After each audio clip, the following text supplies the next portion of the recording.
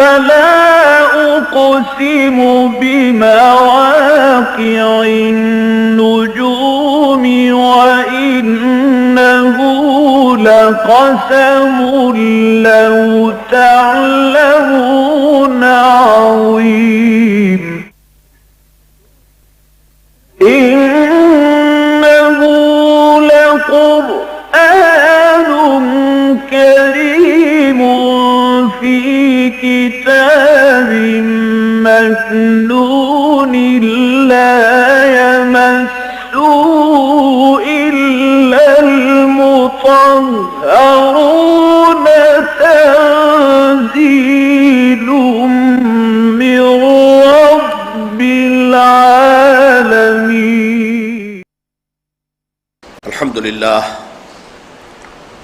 الحمد لله وكفى والصلاة والسلام على عباده الذين اصطفى خصوصا على أفضلهم وخاتم النبيين محمد الأمين وعلى آله وصحبه أجمعين. أما بعد فقد قال الله تبارك وتعالى كما ورد في سورة البقرة: أعوذ بالله من الشيطان الرجيم بسم الله الرحمن الرحيم. يسألونك عن الأهلة قل هي مواقيت للناس والحج وليس البر بأن تأتوا البيوت من ظهورها ولكن البر من اتقى وأتوا البيوت من أبوابها واتقوا الله لعلكم تفلحون. وقاتلوا في سبيل الله الذين يقاتلونكم ولا تعتدوا إن الله لا يحب المعتدين. واقتلوهم حيث ثقفتموهم وأخرجوهم من حيث أخرجوكم والفتنة أشد من القتل ولا تقاتلوهم عند المسجد الحرام حتى يقاتلوكم فيه فإن قاتلوكم فاقتلوهم كذلك جزاء الكافرين. فإن انتهوا فإن الله غفور رحيم.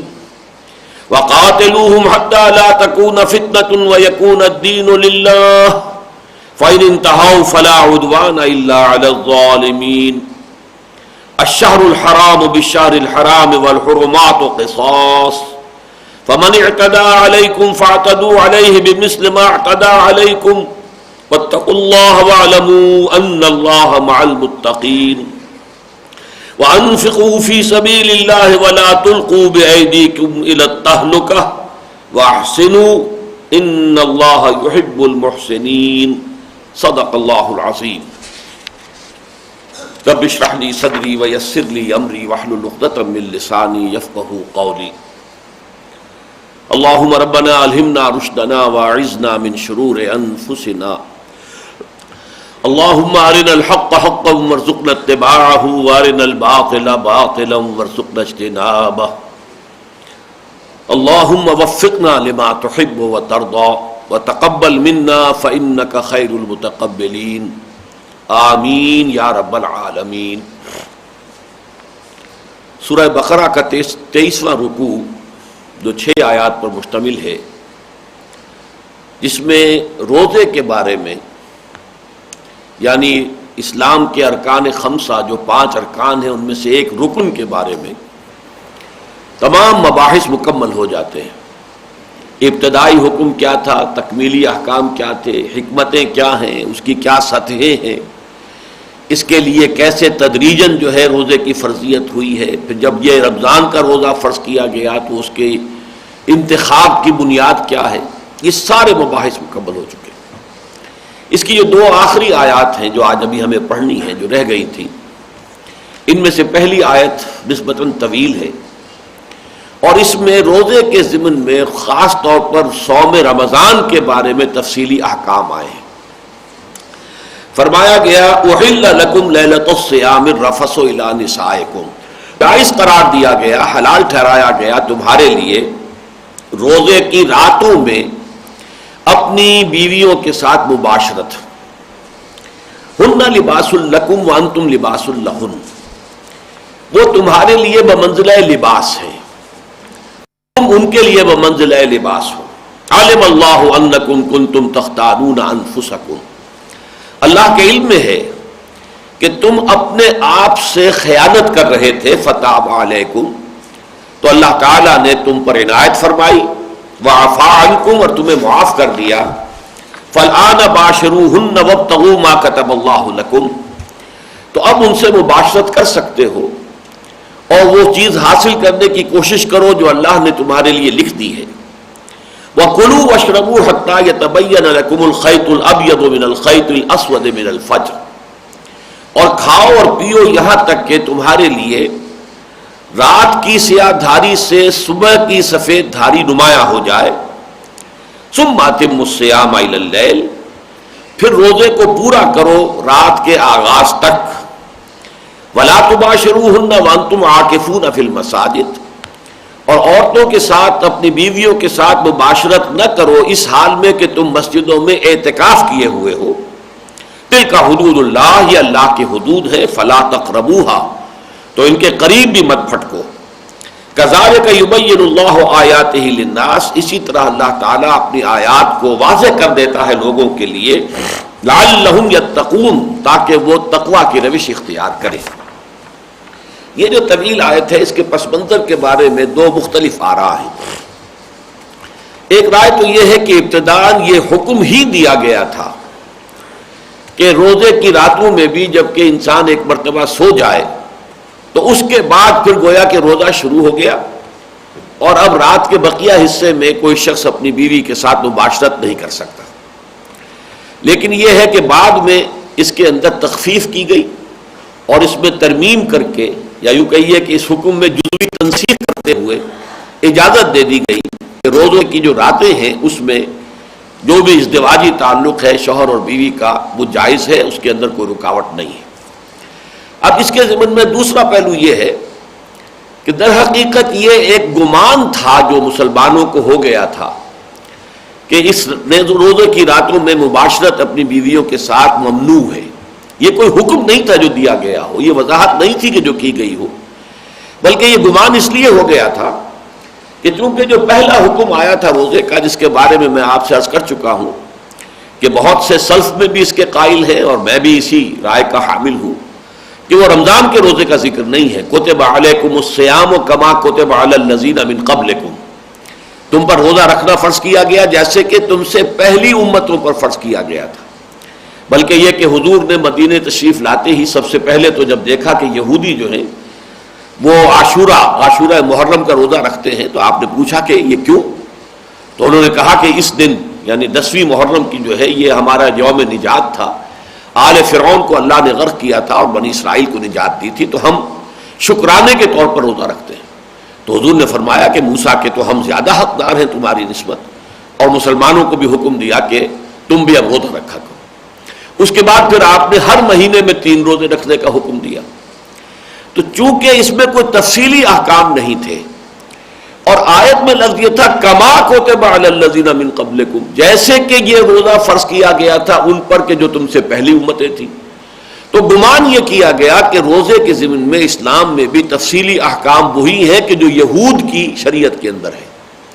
یہود کے ہاں یہ معاملہ تھا کہ رات کو جب انسان سو گیا تو اب روزہ شروع ہو گیا۔ اب نہ ان کے ہاں سحری کا کوئی تصور تھا کہ طلوع فجر سے پہلے کچھ کھایا پیا جا سکتا ہے اٹھ کر، جسے ہم سحری کہتے ہیں، اور نہ یہ کہ اس دوران میں رات کے بقیہ حصے میں کوئی مباشرت ہو سکتی ہے، بلکہ یہ کہ غروب آفتاب پر روزہ ختم ہو گیا اور جب انسان سو گیا تو روزہ شروع ہو گیا۔ یہ چونکہ ان کے ہاں کے قواعد تھے تو قیاس کیا مسلمانوں نے بھی کہ شاید ہمارے ہاں بھی روزے کا یہی حکم ہے اور یہی اس کے احکام ہے، اگرچہ اس کی کوئی صراحت حضور کی طرف سے نہیں تھی، کوئی صراحت نازل ہوئی تھی، لیکن ایک گمان کی بنیاد پر بعض صحابہ جو اپنی تباہ کے اوپر یعنی صبر نہیں کر پاتے تھے اور وہ اپنی بیویوں کے ساتھ مباشرت کر لیتے تھے، تو ان کے دلوں میں یہ دغدغہ رہتا تھا کہ شاید ہم نے غلط حرکت کی ہے، یہ شاید ہم نے روزے کے احکام کی خلاف ورزی کی۔ تو میں در حقیقت اس دوسرے ویو کو زیادہ قوی سمجھتا ہوں، اس لیے کہ یہ سمجھ لیجئے کہ چند باتیں ایسی ہیں کہ جن کے بارے میں قرآن مجید میں ذکر ہے کہ ایسا ہوا، لیکن اس کے بارے میں تفصیلاً ہمیں معلوم نہیں ہے کہ آیا وہ اللہ کے حکم سے ہوا۔ مثلا حضور جب مدینہ تشریف لائے تو آپ نے مسلمانوں کو حکم دیا کہ نماز پڑھو بیت المقدس کے رخ کر کے. قرآن مجید میں کوئی آیت اس کی موجود نہیں ہے. اب جو حضور نے حکم دیا تھا اس کے دو امکانات ہیں. ایک تو یہ بھی ہے کہ حضور کو وحی خفی کے ذریعے سے اللہ کا حکم پہنچا ہو اور آپ نے وہ حکم لوگوں کو پہنچا دیا ہو، لیکن وحی جلی یعنی قرآن مجید جو وحی وطلو ہے اس میں اس کا ذکر نہیں ہے. وحی خفی تو اور بھی بہت سی شکلوں میں حضور پر آتی تھی اور وہ سب کی سب قرآن میں شامل نہیں. اور ایک شکل یہ ہو سکتی ہے کہ یہ حضور کا اپنا اجتہاد ہو جسے اللہ نے اون کر لیا. جیسے ہم حدیث کے بارے میں جانتے ہیں کہ حدیث حضور کے قول، حضور کے فعل اور حضور کی تقریر تین چیزوں پر مشتمل ہوتی ہے. کوئی شے حضور نے فرمائی یہ بھی حدیث ہے، کوئی کام حضور نے کیا اور اس کی کسی نے رپورٹ کی، کسی صحابی نے دیکھا اور اس کو رپورٹ، یہ بھی حدیث ہے. حالانکہ اس میں حضور کا کوئی قول نقل نہیں ہو رہا، حضور کا ایک عمل نقل ہو رہا ہے. اسی طرح کوئی کام حضور کے سامنے کیا گیا اور حضور نے اس پر منع نہیں کیا، روکا نہیں، نکیر نہیں کی، تو یہ بھی گویا کہ آپ کی طرف سے امپلائڈ ہو گیا کہ یہ سینکشن ہے، یہ گویا کہ اللہ تعالیٰ اور اللہ کے رسول کی طرف سے اسے بھی ایک طرح کی ایکنالجمنٹ حاصل ہو گئی کہ یہ چیز بھی منظور ہے. تو یہ تقریر کہلاتی ہے حدیث کی اصطلاح میں، یعنی محمد الرسول اللہ کا قول، عمل اور تقریر. اسی طریقے سے ایک تقریر ہے اللہ کی طرف سے اپنے رسول صلی اللہ علیہ وسلم کے کسی فعل کی. حضور نے ایک کام کیا، اجتہاداً کیا، اپنی ایک سمجھ کے مطابق کیا، اپنی کسی مصلحت کو سامنے رکھ کر، دین کی مصلحت اس کے اعتبار سے کیا، اور اللہ نے اس کے اوپر نکیر نہیں کی، روکا نہیں، تو گویا کہ اللہ تعالیٰ کی طرف سے تقریر ہو گئی، اس کی برقرار رکھا گیا، اور یہ گویا کہ اللہ نے اس کو اون کر لیا. تحویل قبلہ کا معاملہ بھی یہی ہے کہ یہ بیت المقدس کی طرف رخ کرنے کا جو حکم ہے کہ یہ قرآن میں نہیں ہے. تو اب یا تو یہ وحی خفی تھی جس کے بنا پر حضور نے فرمایا، اور یا یہ کہ حضور کا اجتہاد تھا. لیکن وہاں ہم یہ دیکھتے ہیں کہ حضور نے اسے اون کیا ہے وحی جلی کے اندر.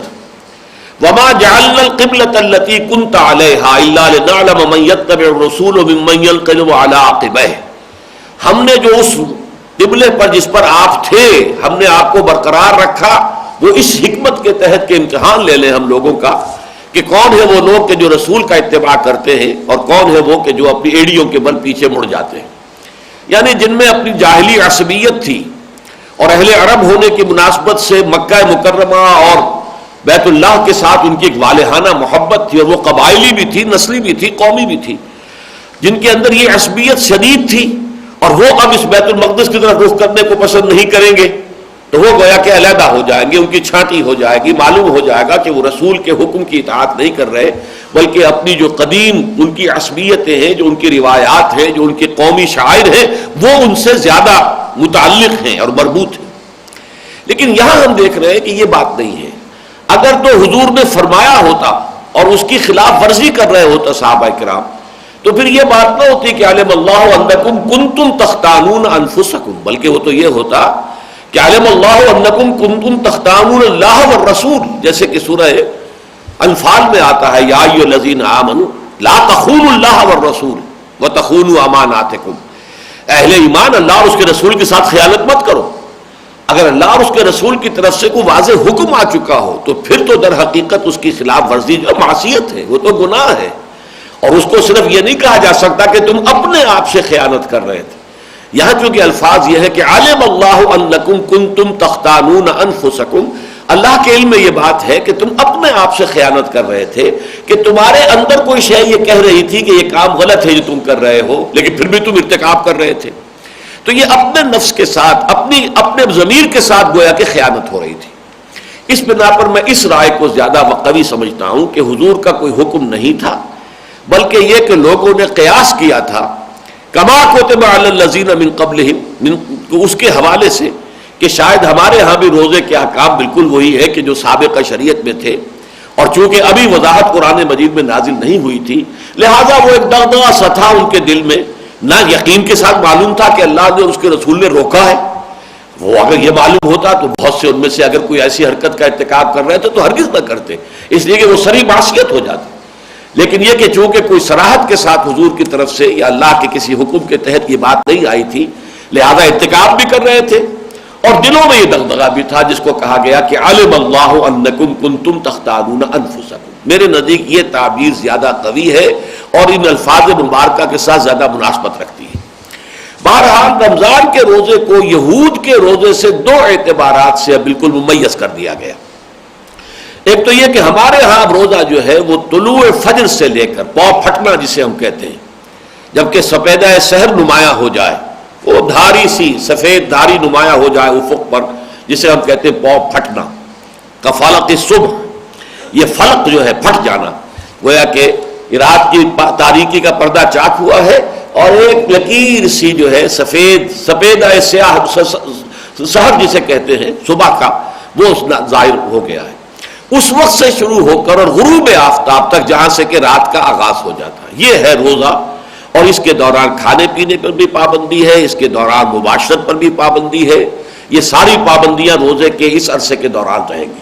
البتہ رات پوری کی پوری اس سے مستثنا ہے، اس لیے کہ جیسے ہی سورج غروب ہوا روزہ ختم ہو گیا۔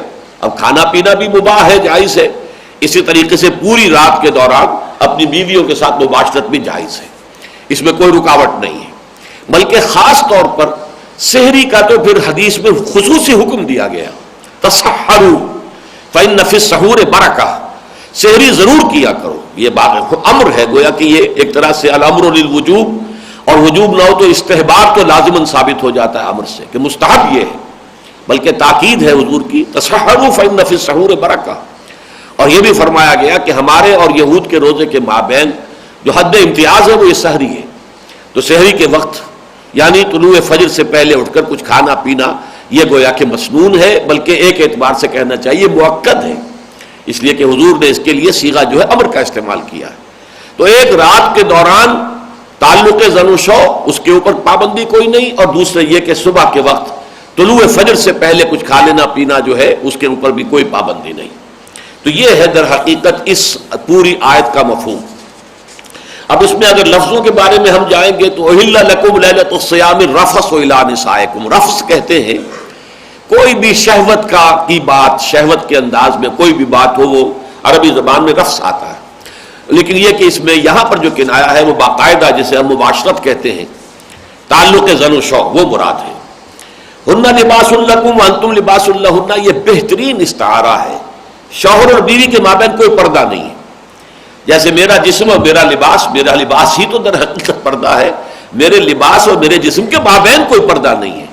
اسی طریقے سے گویا کہ شوہر اور بیوی جو ہے وہ اتنے ایک دوسرے کے ساتھ قریب ہیں، اور ایک اعتبار سے اور بھی اس میں معنویت ہے کہ در حقیقت یہ زوجین جو ہے وہ ایک دوسرے کی عفت و عصمت کے محافظ بن جاتے ہیں۔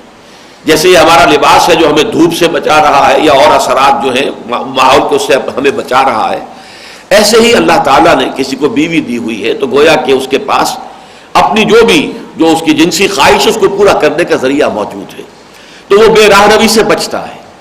عورت ہے، شوہر والی ہے، تو ظاہر بات ہے کہ اس کے لیے بھی اپنی عصمت و عفت کی حفاظت کے لیے اللہ تعالیٰ نے گویا کہ اسے شوہر کی نعمت عطا کی ہوئی ہے۔ تو ہن لباس لکم وانتم لباس لہن، علم اللہ انکم کنتم تختانون انفسکم فتاب علیکم۔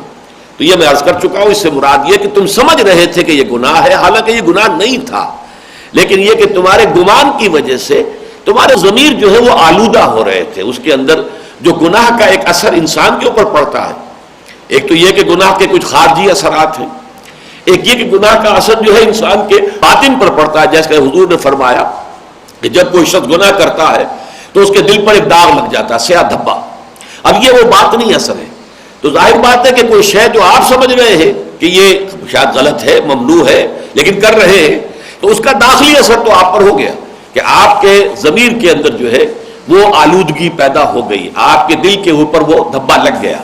علم اللہ انکم کنتم تختانون انفسکم فتاب علیکم، تاب علیکم، تمہاری توبہ قبول فرمائی، یعنی یہ کہ تم پر عنایت فرمائی، نظر کرم سے تمہیں دیکھا، وعفا عنکم، اور جو کچھ اب تک ہو چکا ہے عدم وضاحت کی وجہ سے اس پر تمہیں معاف بھی کر دیا۔ فالآن باشروہن، تو اب تم ان کے ساتھ مباشرت کر سکتے ہو، تمہارا تعلق زن و شو جو ہے اس میں کوئی قدغن نہیں ہے راتوں کے دوران۔ وابتغوا ما كتب اللہ لکم، تلاش کرو جو کچھ بھی اللہ نے تمہارے لیے لکھ دیا ہے۔ اس کے ایک معنی تو جو کیے گئے ہیں سب کے نزدیک متفق علیہ وہ تو اولاد ہے، یہ جنسی تعلق جو ہے مباشرت ہے شوہر اور بیوی کی، اس کا ایک حاصل ہے اولاد جو اللہ تعالیٰ نے کسی کے لیے لکھ دی ہے، اس کے حصول کے لیے. جیسے اللہ نے آپ کے لیے رزق معین کیا ہوا ہے، لیکن آپ اس کے لیے محنت کرتے ہیں، کوشش کرتے ہیں، چاہے کھیت میں ہل چلاتے ہیں، چاہے دفتر میں جا کر کام کرتے ہیں، لیکن یہ ابتغاء ہے، یہ آپ تلاش کر رہے ہیں اللہ کے رزق کو. فَإِذَا قُضِيَتِ الصَّلَاةُ فَانتَشِرُوا فِي الْأَرْضِ وَابْتَغُوا مِنْ فَضْلِ اللَّهِ. نماز جمعہ کے بارے میں فرمایا گیا جب نماز ادا ہو چکے تو تم زمین میں پھیل کر اللہ کے فضل کو تلاش کر سکتے ہو. تو اگرچہ وہ اللہ کا فضل تمہارے لیے معین ہے، طے شدہ ہے، لیکن تلاش تم کرتے ہو. اسی طرح اللہ نے تمہیں جو اولاد دینی ہے اللہ کے علم میں تو طے ہے، لیکن یہ کہ اس کے لیے یہ تعلق زن و شو، یہ رشتہ ازدواج جو اللہ نے ذریعہ بنایا. لیکن میرے نزدیک اس میں ایک اور شے بھی شامل ہے، صرف اولاد نہیں بلکہ ایک تسکین جو حاصل ہوتی ہے اس فعل کے ذریعے سے.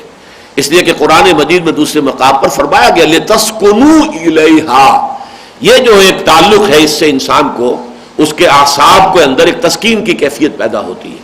تو یہ بھی اللہ کی طرف سے ایک عطیہ ہے، اللہ تعالیٰ کی طرف سے انسانوں کے لیے ایک خیر کی بات ہے جو اللہ نے رکھی ہے. مَا كَتَبَ اللَّهُ لَكُمْ، اللہ نے تمہارے لیے اس فعل کے اندر یہ تسکین بخش پہلو رکھ دیا ہے، تو حاصل کرو، تلاش کرو. فَالْآنَ بَاشِرُوهُنَّ وَابْتَغُوا مَا كَتَبَ اللَّهُ لَكُمْ وَكُلُوا وَاشْرَبُوا. اب یہ سحری کا حکم آ گیا، کھاؤ پیو. حَتَّى يَتَبَيَّنَ لَكُمُ الْخَيْطُ الْأَبْيَضُ مِنَ الْخَيْطِ الْأَسْوَدِ مِنَ الْفَجْرِ، یہاں تک کہ تمہارے لیے واضح ہو جائے، نمایاں ہو جائے رات کی سیاہی کے مقابلے میں صبح کا سفید دھاگا. اب یہاں لفظ خیط آیا ہے تو اس کو ایک صحابی نے اس کے لفظی معنی پہ محمول کیا کہ اپنے پاس اپنے تکیے کے نیچے دو دھاگے رکھ لیے، ایک سفید ایک سیاہ، اور وہ منتظر رہتے تھے کہ جب اتنی روشنی ہو جائے کہ سفید اور سیاہ کو میں ان میں تمیز کر سکوں تو گویا کہ اب یہ سحری کے اختتام کا وقت آیا ہے. حضور نے فرمایا یہ مراد نہیں ہے، مراد اصل میں یہ ہے کہ سفیدہ سحر نمایاں ہو جائے، جس کو ہم پاؤں پھٹنا کہتے ہیں، کہ یہ لکیر جو ہے چونکہ وہ ایک لکیر کی شکل میں آتی ہے تو خیط کا لفظ اسے کہا گیا ہے کہ یہ سیاہ دھاری جو ہے رات کی، اس سے صبح کی سفید دھاری جو ہے وہ نمایاں ہو جائے. ثم اتموا الصیام الی اللیل، پھر یہ کہ روزے کو پورا کرو. اب اس کی ساری پابندیاں جو ہے، تعلق زن و شو پر بھی پابندی ہے، کھانے پینے پر بھی پابندی ہے، اور بھی پابندیاں ہیں. کوئی لغو بات نہ ہو، گالم گلوچ نہ ہو. جب کہا جاتا ہے کہ اگر تم سے کوئی شخص جھگڑنا چاہے تو بھی کہہ دو بھائی میں روزے سے ہوں، میں اس وقت آپ کی اس بات کا کوئی جواب نہیں دے سکتا. تو یہ ساری چیزیں اس میں شامل ہیں. اخلاقی پابندیاں بھی ہیں، اور یہ تو قانونی پابندیاں ہیں کہ کھانے پینے پر پابندی ہے اور تعلق زن و شو پر پابندی ہے. الی اللیل سے اہل تشیع نے یہ نکالا ہے کہ جب رات کہا گیا ہے تو اس کا مطلب یہ کہ رات کا کچھ نہ کچھ حصہ اس میں شامل ہونا چاہیے. الی اللیل یہ اصل میں فقہ کی ایک بڑی بحث ہے کہ جب یہ کہا جاتا ہے کہ اپنے ہاتھ دھو لو کوہنیوں تک، الی المرافق، تو اب یہ مرافق جو ہے کوہنی جو یہ حد ہو گئی، غایت ہوئی، تو آیا غایت مغیہ میں داخل ہے یا نہیں؟ یہ فقہ میں بحث ہوتی ہے کہ جب اس کو کہا گیا یہاں تک دھو تو آیا اس کو بھی دھونا ضروری ہے یا یہاں تک اس کے نیچے تک دھو لیا تو کافی ہو جائے گا؟ تو ہمارے ہاں وضو کے معاملے میں تو یہی ہے کہ یہ غایت مغیہ میں شامل ہے، یعنی یہ کہ کوہنیوں کو بھی دھونا ہوگا بازوؤں کے ساتھ، اور یہ کہ اسی طریقے سے ٹخنوں کو بھی دھونا ہوگا پاؤں کے ساتھ. لیکن یہاں جو ہے روزے کے معاملے میں اہل سنت کے نزدیک رات کا آغاز جو ہے وہ در حقیقت روزے کا اختتام ہے، اور رات کا آغاز جو ہے وہ غروب شمس ہے، سورج کا غروب ہو جانا. بہرحال اس میں اہل تشیع یہ سمجھتے ہیں کہ رات کا تھوڑا سا حصہ اس میں بھی شامل ہونا چاہیے، لہذا وہ 5-7 منٹ دیر کرتے ہیں، وہ آپ کے علم میں ہے. وَلَا تُبَاشِرُوهُنَّ وَأَنْتُمْ عَاكِفُونَ فِي الْمَسَاجِدِ، یہ اضافی پابندی اب ہے اعتکاف کی. گویا کہ اس آیت میں رمضان مبارک سے متعلق اب ساری باتیں جمع ہو گئی. یہ مسنون اعتکاف آپ کو معلوم ہے کہ 21ویں شب سے شروع ہوتا ہے، 20ویں روزے کا افطار جو ہے وہ آدمی جا کر اعتکاف میں داخل ہو کر وہ افطار کرتا ہے، اور پھر چاند کے طلوع ہونے کے بعد عید کا چاند دیکھنے یا اس کی اطلاع مصدقہ آنے کے بعد ہی وہ شخص پھر اسے اعتکاف سے باہر نکلتا ہے. یہ عرصہ جو ہے اعتکاف مسنون، اگرچہ ایک نفلی اعتکاف بھی ہوتا ہے، آپ تھوڑی دیر کے لیے 2 گھنٹے کی نیت کر کے مسجد میں داخل ہو جائیں، وہاں بیٹھیں، اللہ کا نام لیں، تلاوت کریں، قرآن پڑھیں، ٹھیک ہے، یہ 2 گھنٹے آپ نے اعتکاف میں بسر کیے. لیکن یہ کہ یہ مسنون اعتکاف نہیں کہلاتا، یہ نفلی اعتکاف ہے. اس لیے کچھ لوگ کہتے ہیں جو ذرا دین کے معاملے میں آپ کو کافی ایسی سہولتیں بھی بہم پہنچاتے ہیں کہ ایک جو ثواب ہے وہ خامخواہ بھی حاصل ہو جائے بغیر کسی اضافی آپ کی محنت کے، کہ جب بھی مسجد میں داخل ہو نماز کے لیے اعتکاف کی نیت کر لو. تو یہ در حقیقت یہ میرے نزدیک جو ہے ذرا اللہ تعالیٰ کے ساتھ اس طرح کا معاملہ کرنا کہ جو مناسب نہیں ہے۔ اعتکاف جو نفلی ہوگا وہ بھی یہ ہوگا جبکہ آپ اسی اعتکاف کی نیت سے مسجد میں جا رہے ہیں، یہ نہیں کہ جا تو رہے ہیں نماز مغرب پڑھنے کے لیے لیکن اس کے ساتھ ہی صرف اعتکاف کا اضافی ثواب حاصل کرنے کے لیے نیت بھی اعتکاف کی کر لی جائے۔ بہرحال یہ میرے ذوق کے اوپر جو ہے گراں گزرنے والی بات ہے، لیکن علماء اس کو جائز کہتے ہیں۔ لیکن اعتکاف مسنون وہ ہے جو میں عرض کر چکا، اس دوران میں راتوں میں بھی یہ پابندی ہے کہ یہ مباشرت نہیں ہوگی، کوئی تعلق زن و شو نہیں ہوگا۔ یہ ہو سکتا ہے کہ کسی کی اہلیہ مسجد میں آ کر کوئی مشورہ کرنا ہو، بات چیت کرنی، اس پہ ملاقات کے اوپر پابندی نہیں ہے، لیکن یہ ہے کہ مباشرت نہیں ہوگی۔ تلک حدود اللہ فلا تقربوها، یہ اللہ کے حدود ہیں تو تم ان کے قریب بھی نہ پھٹکو۔ قرآن مجید میں حدود اللہ کے ساتھ یہ دو طرح کے الفاظ آتے ہیں، فلا تعتدوها اور فلا تقربوها۔ ایک تعتدو ہے، اعتداء ہے، یعنی پھلانگ جانا، یہ اللہ کے حدود ہیں، ان کو مت پھلانگو، ان سے تجاوز نہ کرو، ان کو کراس نہ کرو۔ اور ایک یہ ہے، اور یہ احتیاط کا تقاضا ہے کہ ان سے کچھ فاصلے پر رہو۔ مبادہ یہ ہے کہ بالکل آخری حدوں کو پہنچ جاؤ تو پھر ذرا سا بھی اگر ذہول ہو جائے، ذرا سا نسیان ہو جائے، ذرا سا کوئی جذبات کے اندر کوئی ایک اٹھان پیدا ہو، کوئی ابھار پیدا ہو جائے تو آدمی جو ہے وہ جلدی سے کراس کر جائے۔ تو ہونا یہ چاہیے کہ ذرا keep at a safe distance, جس کو آپ انگریزی میں کہتے ہیں، تھوڑا سا فاصلے پر رہو۔ حضور نے اس کو ایک حدیث سے بیان کیا ہے کہ الا ان لکل ملک حکم، ہر ہمن، ہر بادشاہ کی ایک محفوظ چراگاہ ہوتی ہے۔ وہ ایک علاقہ ہوتا تھا جس میں بادشاہ کے اپنے مویشی چر سکتے تھے، عام رعایا کے مویشی نہیں جا سکتے تھے، یہ محفوظ چراگاہ ہے، ہما ہے۔ اب آپ نے فرمایا کہ اگر کوئی گڈریا اپنے جو بھی گلہ ہے اس کا، بھیڑوں بکریوں کا، وہ بالکل اس چراگاہ کے عین سرحد تک لے جائے گا تو اس کا اندیشہ ہے کہ کوئی بھیڑ یا بکری چھلانگ لگائے اور بادشاہ کی ہما میں داخل ہو جائے تو پکڑا جائے گا، اب اس کا جو ہے وہ مجرم ثابت ہو جائے گا۔ لہذا ذرا اس ہما جو ہے اللہ تعالیٰ کی ہما ہے، اس کے محارم، جن چیزوں کو اس نے حرام کر دیا ہے، الا وان حرم اللہ محارمہ، اللہ کی یہ محفوظ چراگاہ کے مانند ہے، اس میں تمہیں داخل نہیں ہونا ہے۔ لیکن جیسے کہ اگر کوئی گڈریا اپنا گلہ لے جائے گا بالکل قریب تو اندیشہ ہے کہ کوئی بھیڑ بکری کوئی اور جانور جو ہے وہ پھلانگ کر چلی جائے اس میں، اسی طرح اگر تم بھی بالکل قریب پہنچ جاؤ گے حرام کے تو یہ ہے کہ اس کا اندیشہ ہے کہ کسی وقت تم حرام میں ملوث ہو جاؤ۔ تو keep at a safe distance, اسی کو یہاں پر کہا گیا ہے فلا تقربوها، ان سے ذرا فاصلے پر رہو، ان کے بالکل آخری حدوں تک نہ جاؤ۔ کذالک یبین اللہ آیاتہ للناس لعلہم یتقون، اسی طرح اللہ تعالیٰ واضح کرتا ہے اپنی آیات کو لوگوں کے لیے تاکہ وہ بچ سکے۔ اب یہاں یہ تقوی جو ہے اپنے اصل لغوی مفہوم میں آ رہا ہے، میں عرض کر چکا ہوں وقا یقی معنی کیا ہے؟ بچانا، کسی دوسرے کو بچانا۔ ابتقا یا اتقا اس کے معنی خود بچنا، تاکہ تم بچ سکو۔ اب یہ سارے احکام واضح کر دیے گئے، تمہارے سامنے ساری تفاصیل آ گئی، اب اس کا کوئی امکان نہیں ہے کہ کسی شبہ کی بنا پر، کسی مغالطے کی بنا پر، کسی اپنے گمان کی بنا پر تم اپنے نفس کے ساتھ خیانت کرو۔ اب تو گویا کہ الحلال بین والحرام بین، یہ تو بالکل واضح ہو چکی ہے کہ یہ جائز ہے اور یہ ناجائز ہے، تاکہ وہ بچ سکیں، تقویٰ کی روش اختیار کر سکیں۔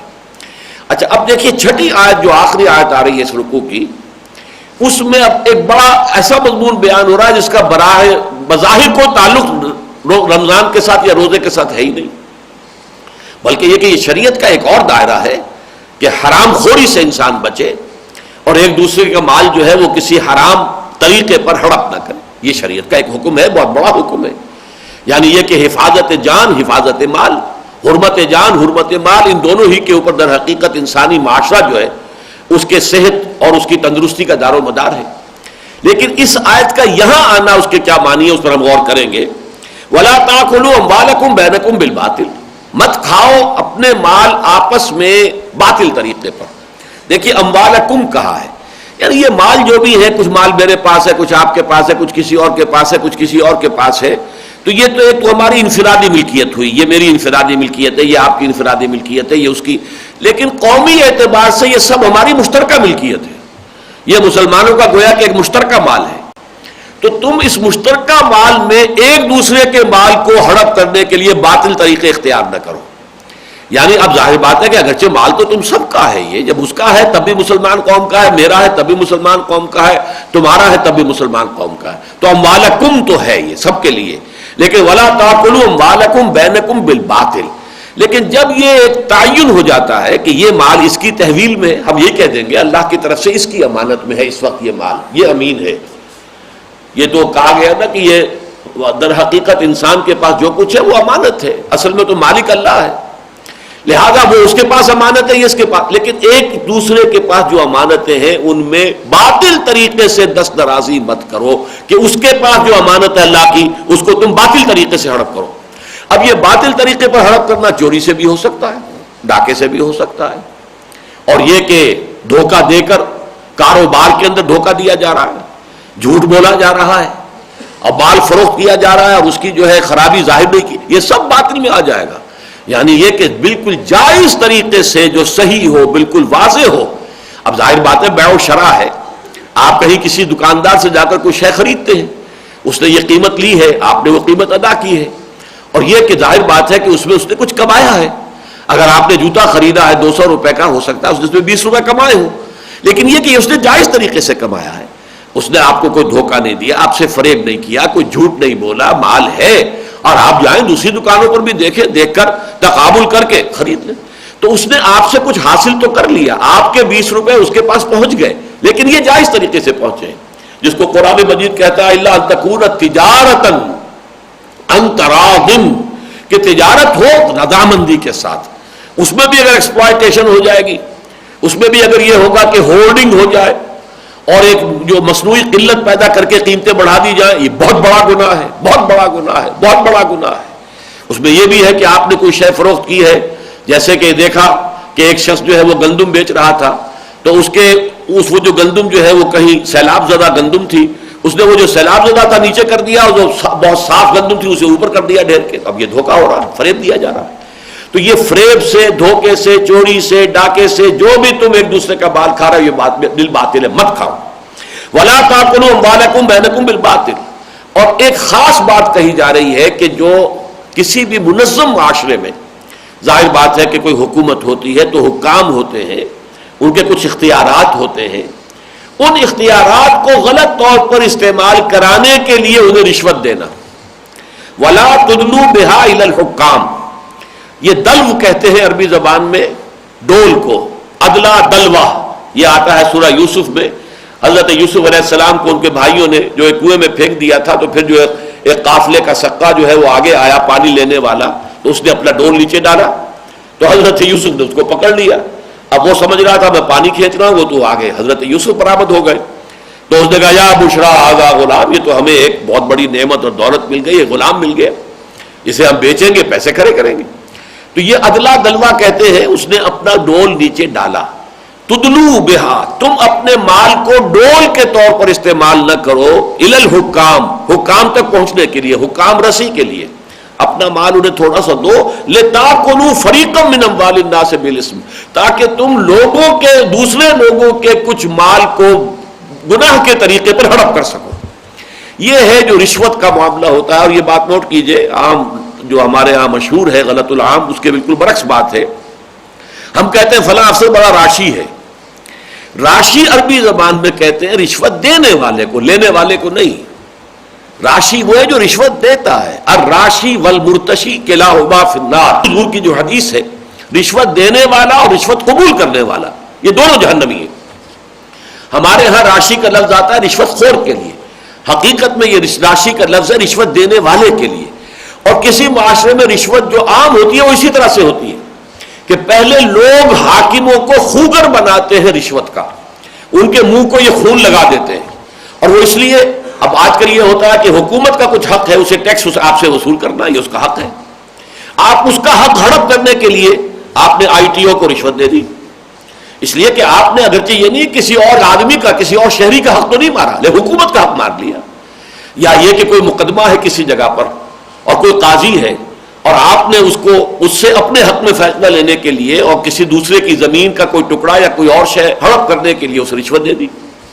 تو عموماً یہ ہوتا ہے کہ پھر جب یہ رشوت کا خون لگ جاتا ہے بو کو، تو پھر وہ آپ کو آپ کا جائز حق بھی نہیں دیتے جب تک کہ آپ کچھ نہ کچھ کو دے نہ دے. جیسا کہ ہمارے ہاں ہو گیا ہے کہ لوگ پوچھتے بھی ہیں کہ صاحب کوئی کام ہمارا جائز حق ہے، وہ ہمارا بالکل حق ہے، ہم کسی اور کا حق نہیں مار رہے، نہ کوئی حکومت کے جو محاصل ہیں، جو اس کے ٹیکسز ہیں، ان سے بچنے کی کوشش کر رہے ہیں.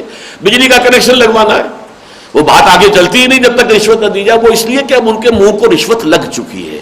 لیکن اصل میں رشوت کا عادی بناتے ہیں لوگ خود حکام کو, ان کے منہ کو یہ خون لگا دیتے ہیں تاکہ لوگوں کا مال جو ہے وہ ہڑپ کرے, اور کسی طریقے سے, چاہے وہ مال حکومت کا ہے, اگر ٹیکسز کا معاملہ تو حکومت کا حق ہڑپ کر رہے ہیں, اور اگر کسی اور کا مال ہے تو اس کو ہڑپ کر رہے ہیں.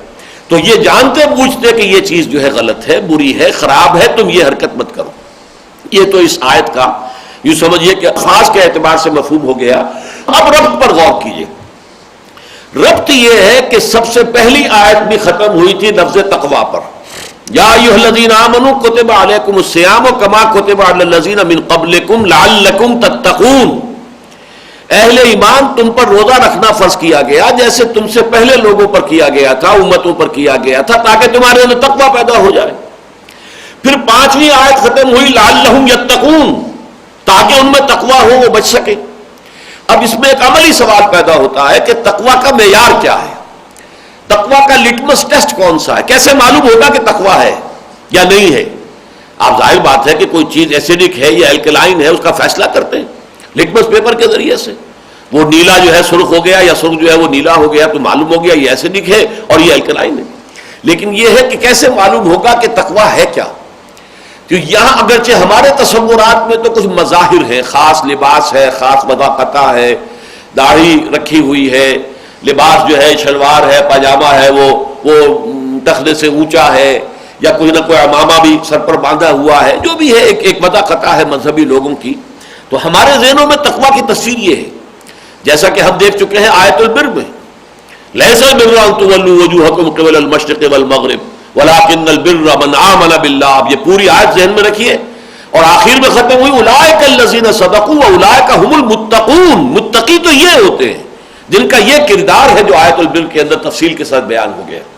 تو یہاں پر فرمایا گیا کہ اس میں جو سب سے زیادہ لٹمس ٹیسٹ ہے وہ در حقیقت عقل حلال ہے. اگر عقل حلال ہے تو تقوی ہے, اگر نہیں ہے تو تقوی نہیں. یہ نوافل سے نہیں ہے کہ آپ خوب نمازیں پڑھتے ہیں, خوب روزے رکھتے ہیں اور حرام خوری کر رہے ہیں. اگر حرام خوری ہے تو پھر تقوی نہیں, تقوی کی نفی ہے. گویا کہ لٹمس ٹیسٹ جو ہے تقوی کا وہ یہ ہے کہ انسان اپنے پیٹ میں اور اپنے بال بچوں کے پیٹ میں لقمہ حرام نہ ڈالے بلکہ صرف حلال پر اکتفا کرے. یہ ہے اس کا ربط کہ در حقیقت تقوی جو مقصود ہے روزے کی عبادت کا لعلکم تتقون, اور یہ سارے احکام جو تمہیں دیے جا رہے ہیں اس کا مقصود یہ ہے لعلہم یتقون. تو اس کے لیے تمہارے سامنے ایک معیار رہنا چاہیے کہ وہ معیار کیا ہے, عقل حلال. حرام خوری اگر ہے تو تقوی نہیں.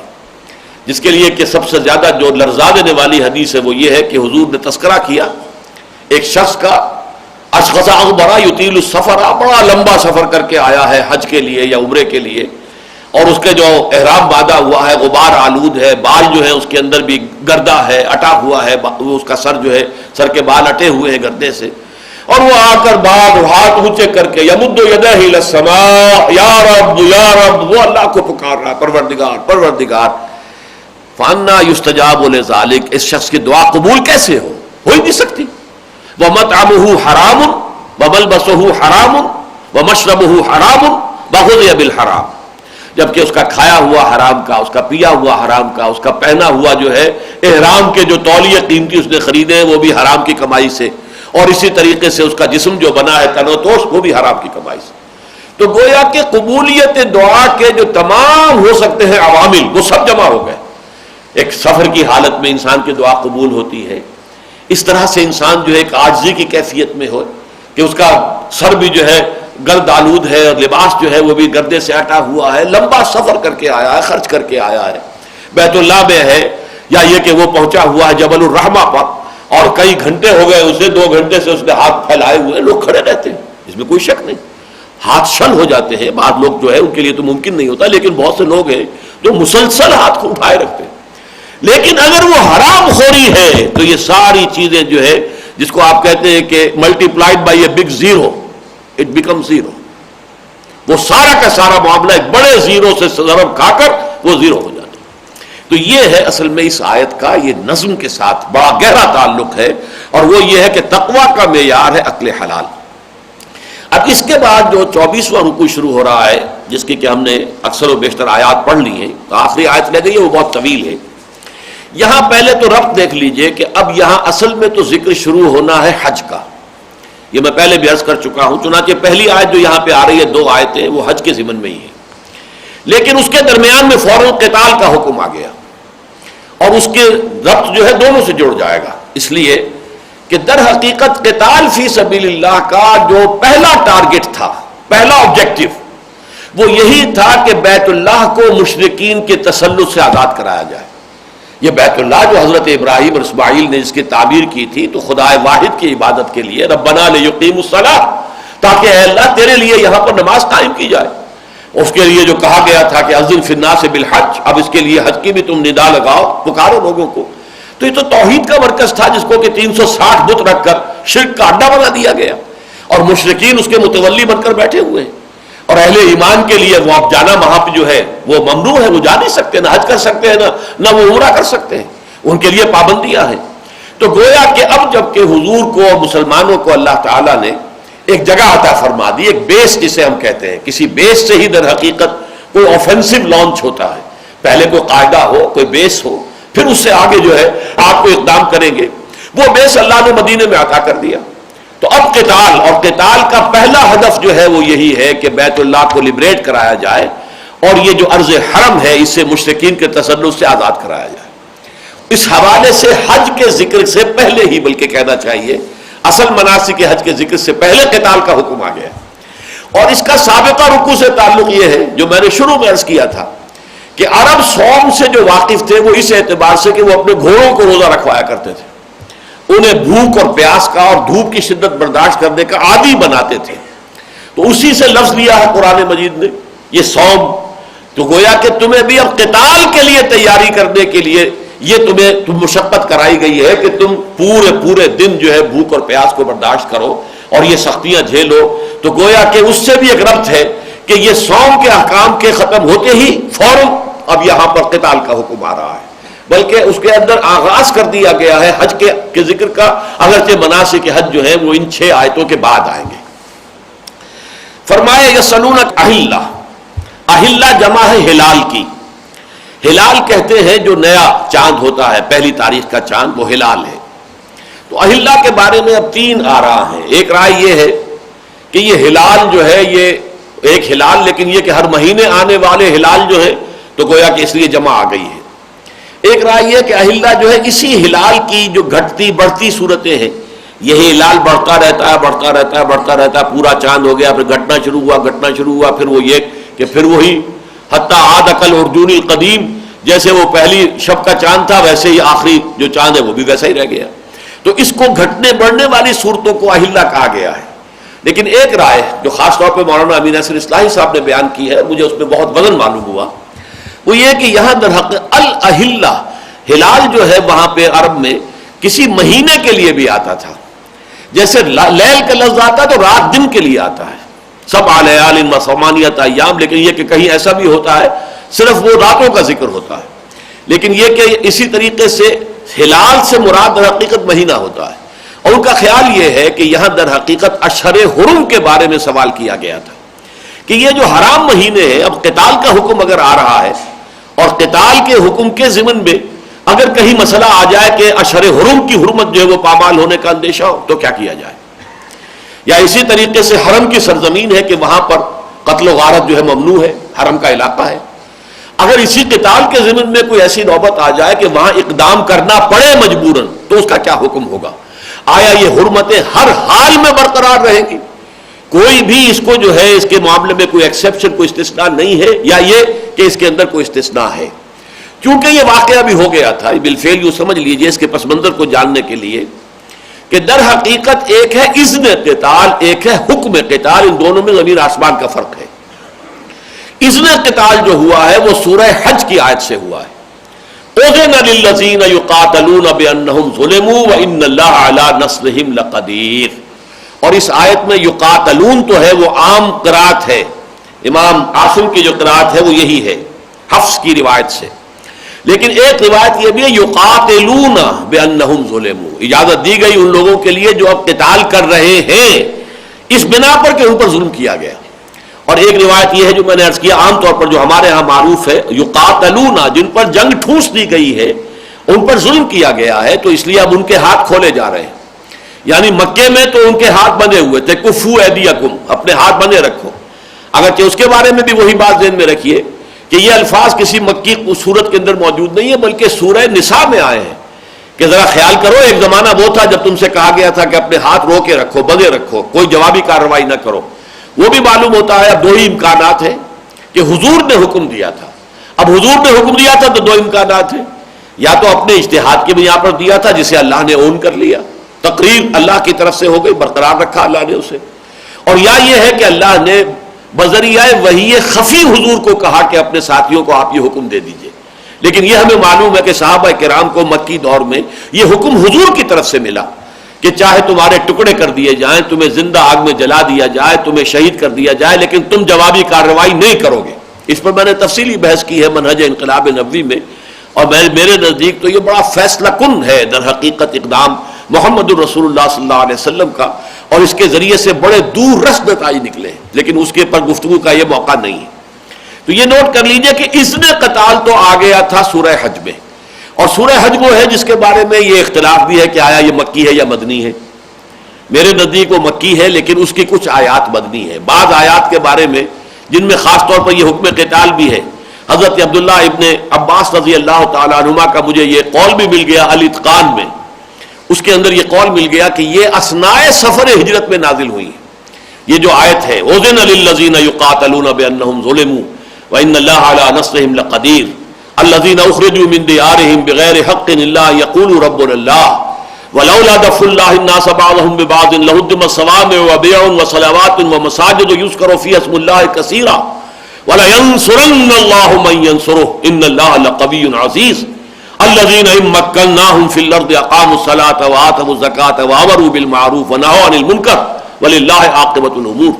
یہ 5 آیات ہیں سورہ حج کی جن کے بارے میں یہ روایت موجود ہے. میرا گمان بھی یہی ہے، میں اسے صحیح سمجھتا ہوں کہ یہ اثناء سفر ہجرت میں نازل ہو رہی ہیں، کہ حضور جا رہے ہیں، ابھی مدینے پہنچے نہیں ہیں کہ یہ آیات نازل ہوئی. کہ اب گویا کہ اگلا دور شروع ہو رہا ہے، وہ جو ہاتھ بندھے ہوئے تھے اہل ایمان کے اب کھول دیے گئے. اذن للذین یقاتلون بانہم ظلموا وان اللہ علی نصرہم لقدیر. لیکن یہ اذن قتال تو آ گیا تھا، ابھی حکم قتال نہیں آیا تھا. لہذا جب حضور نے، یہ میں بڑی تفصیل سے یہ مباحث بیان کر چکا ہوں منہج انقلاب نبوی میں، جو حضرات چاہیں وہاں اس کو دیکھیں، کہ حضور نے ہجرت کے بعد جب مدینے میں آپ تشریف لائے ہیں تو یہ ربیع الاول سن 1 میں ہجرت ہوئی. 6 مہینے تو آپ نے کوئی اقدام نہیں کیا، کوئی فوجی مہم نہیں بھیجی، کوئی چھاپے مار دستہ نہیں بھیجا، کوئی غزوہ آپ نے نہیں کیا. 6 مہینے. ان 6 مہینوں میں آپ نے 3 کام کیے. نمبر 1، خانہ مسجد نبوی کی تعمیر، مرکز بن گیا. یہ حکومت کا بھی مرکز ہے، یہ تربیت اور تعلیم اور تزکیے کا بھی مرکز ہے، یہ مشاورت کی بھی جگہ ہے، یہ نماز کی بھی جگہ ہے. گورنمنٹ ہاؤس بھی ہے، پارلیمنٹ ہاؤس بھی ہے، اور یہ خانقاہ بھی ہے، اور یہ درسگاہ بھی ہے. لیکن اس کے ساتھ پھر آپ نے دوسرا کام کیا، مہاجرین اور انصار کی مواخات. ایک انصاری ایک مہاجر بھائی بھائی ڈکلیئر کر دیے گئے. تیسرا کام آپ نے کیا کہ یہود کے ساتھ مصالحت کی، اور تینوں قبیلے جو تھے وہاں پر، بنو قینقاع، بنو نذیر اور بنو قریظہ، ان تینوں کے ساتھ آپ نے معاہدہ کیا جسے میثاق مدینہ کہتے ہیں. اگرچہ آج کل اس کا حوالہ بہت آتا ہے اخبارات میں اور غلط طور سے کوٹ ہوتا ہے. اصل میں میثاق مدینہ کا اصل حاصل یہ تھا کہ جوائنٹ ڈیفنس آف مدینہ، کہ مدینے کے دفاع کے اعتبار سے ہم اب ایک قوم ہوں گے، یہودی اور مسلمان مل کر. یہ گویا کہ جوائنٹ پیکٹ تھا، جوائنٹ ڈیفنس پیکٹ، کہ جو یہودیوں کے ساتھ حضور نے کیا کہ اگر مکے والے آ کر یہاں مدینے پر حملہ کریں گے تو یہ صرف اوس اور خزرج ہی نہیں ہوں گے کہ جو دفاع کریں گے، بلکہ یہاں کے تینوں قبیلے بھی دفاع کریں گے.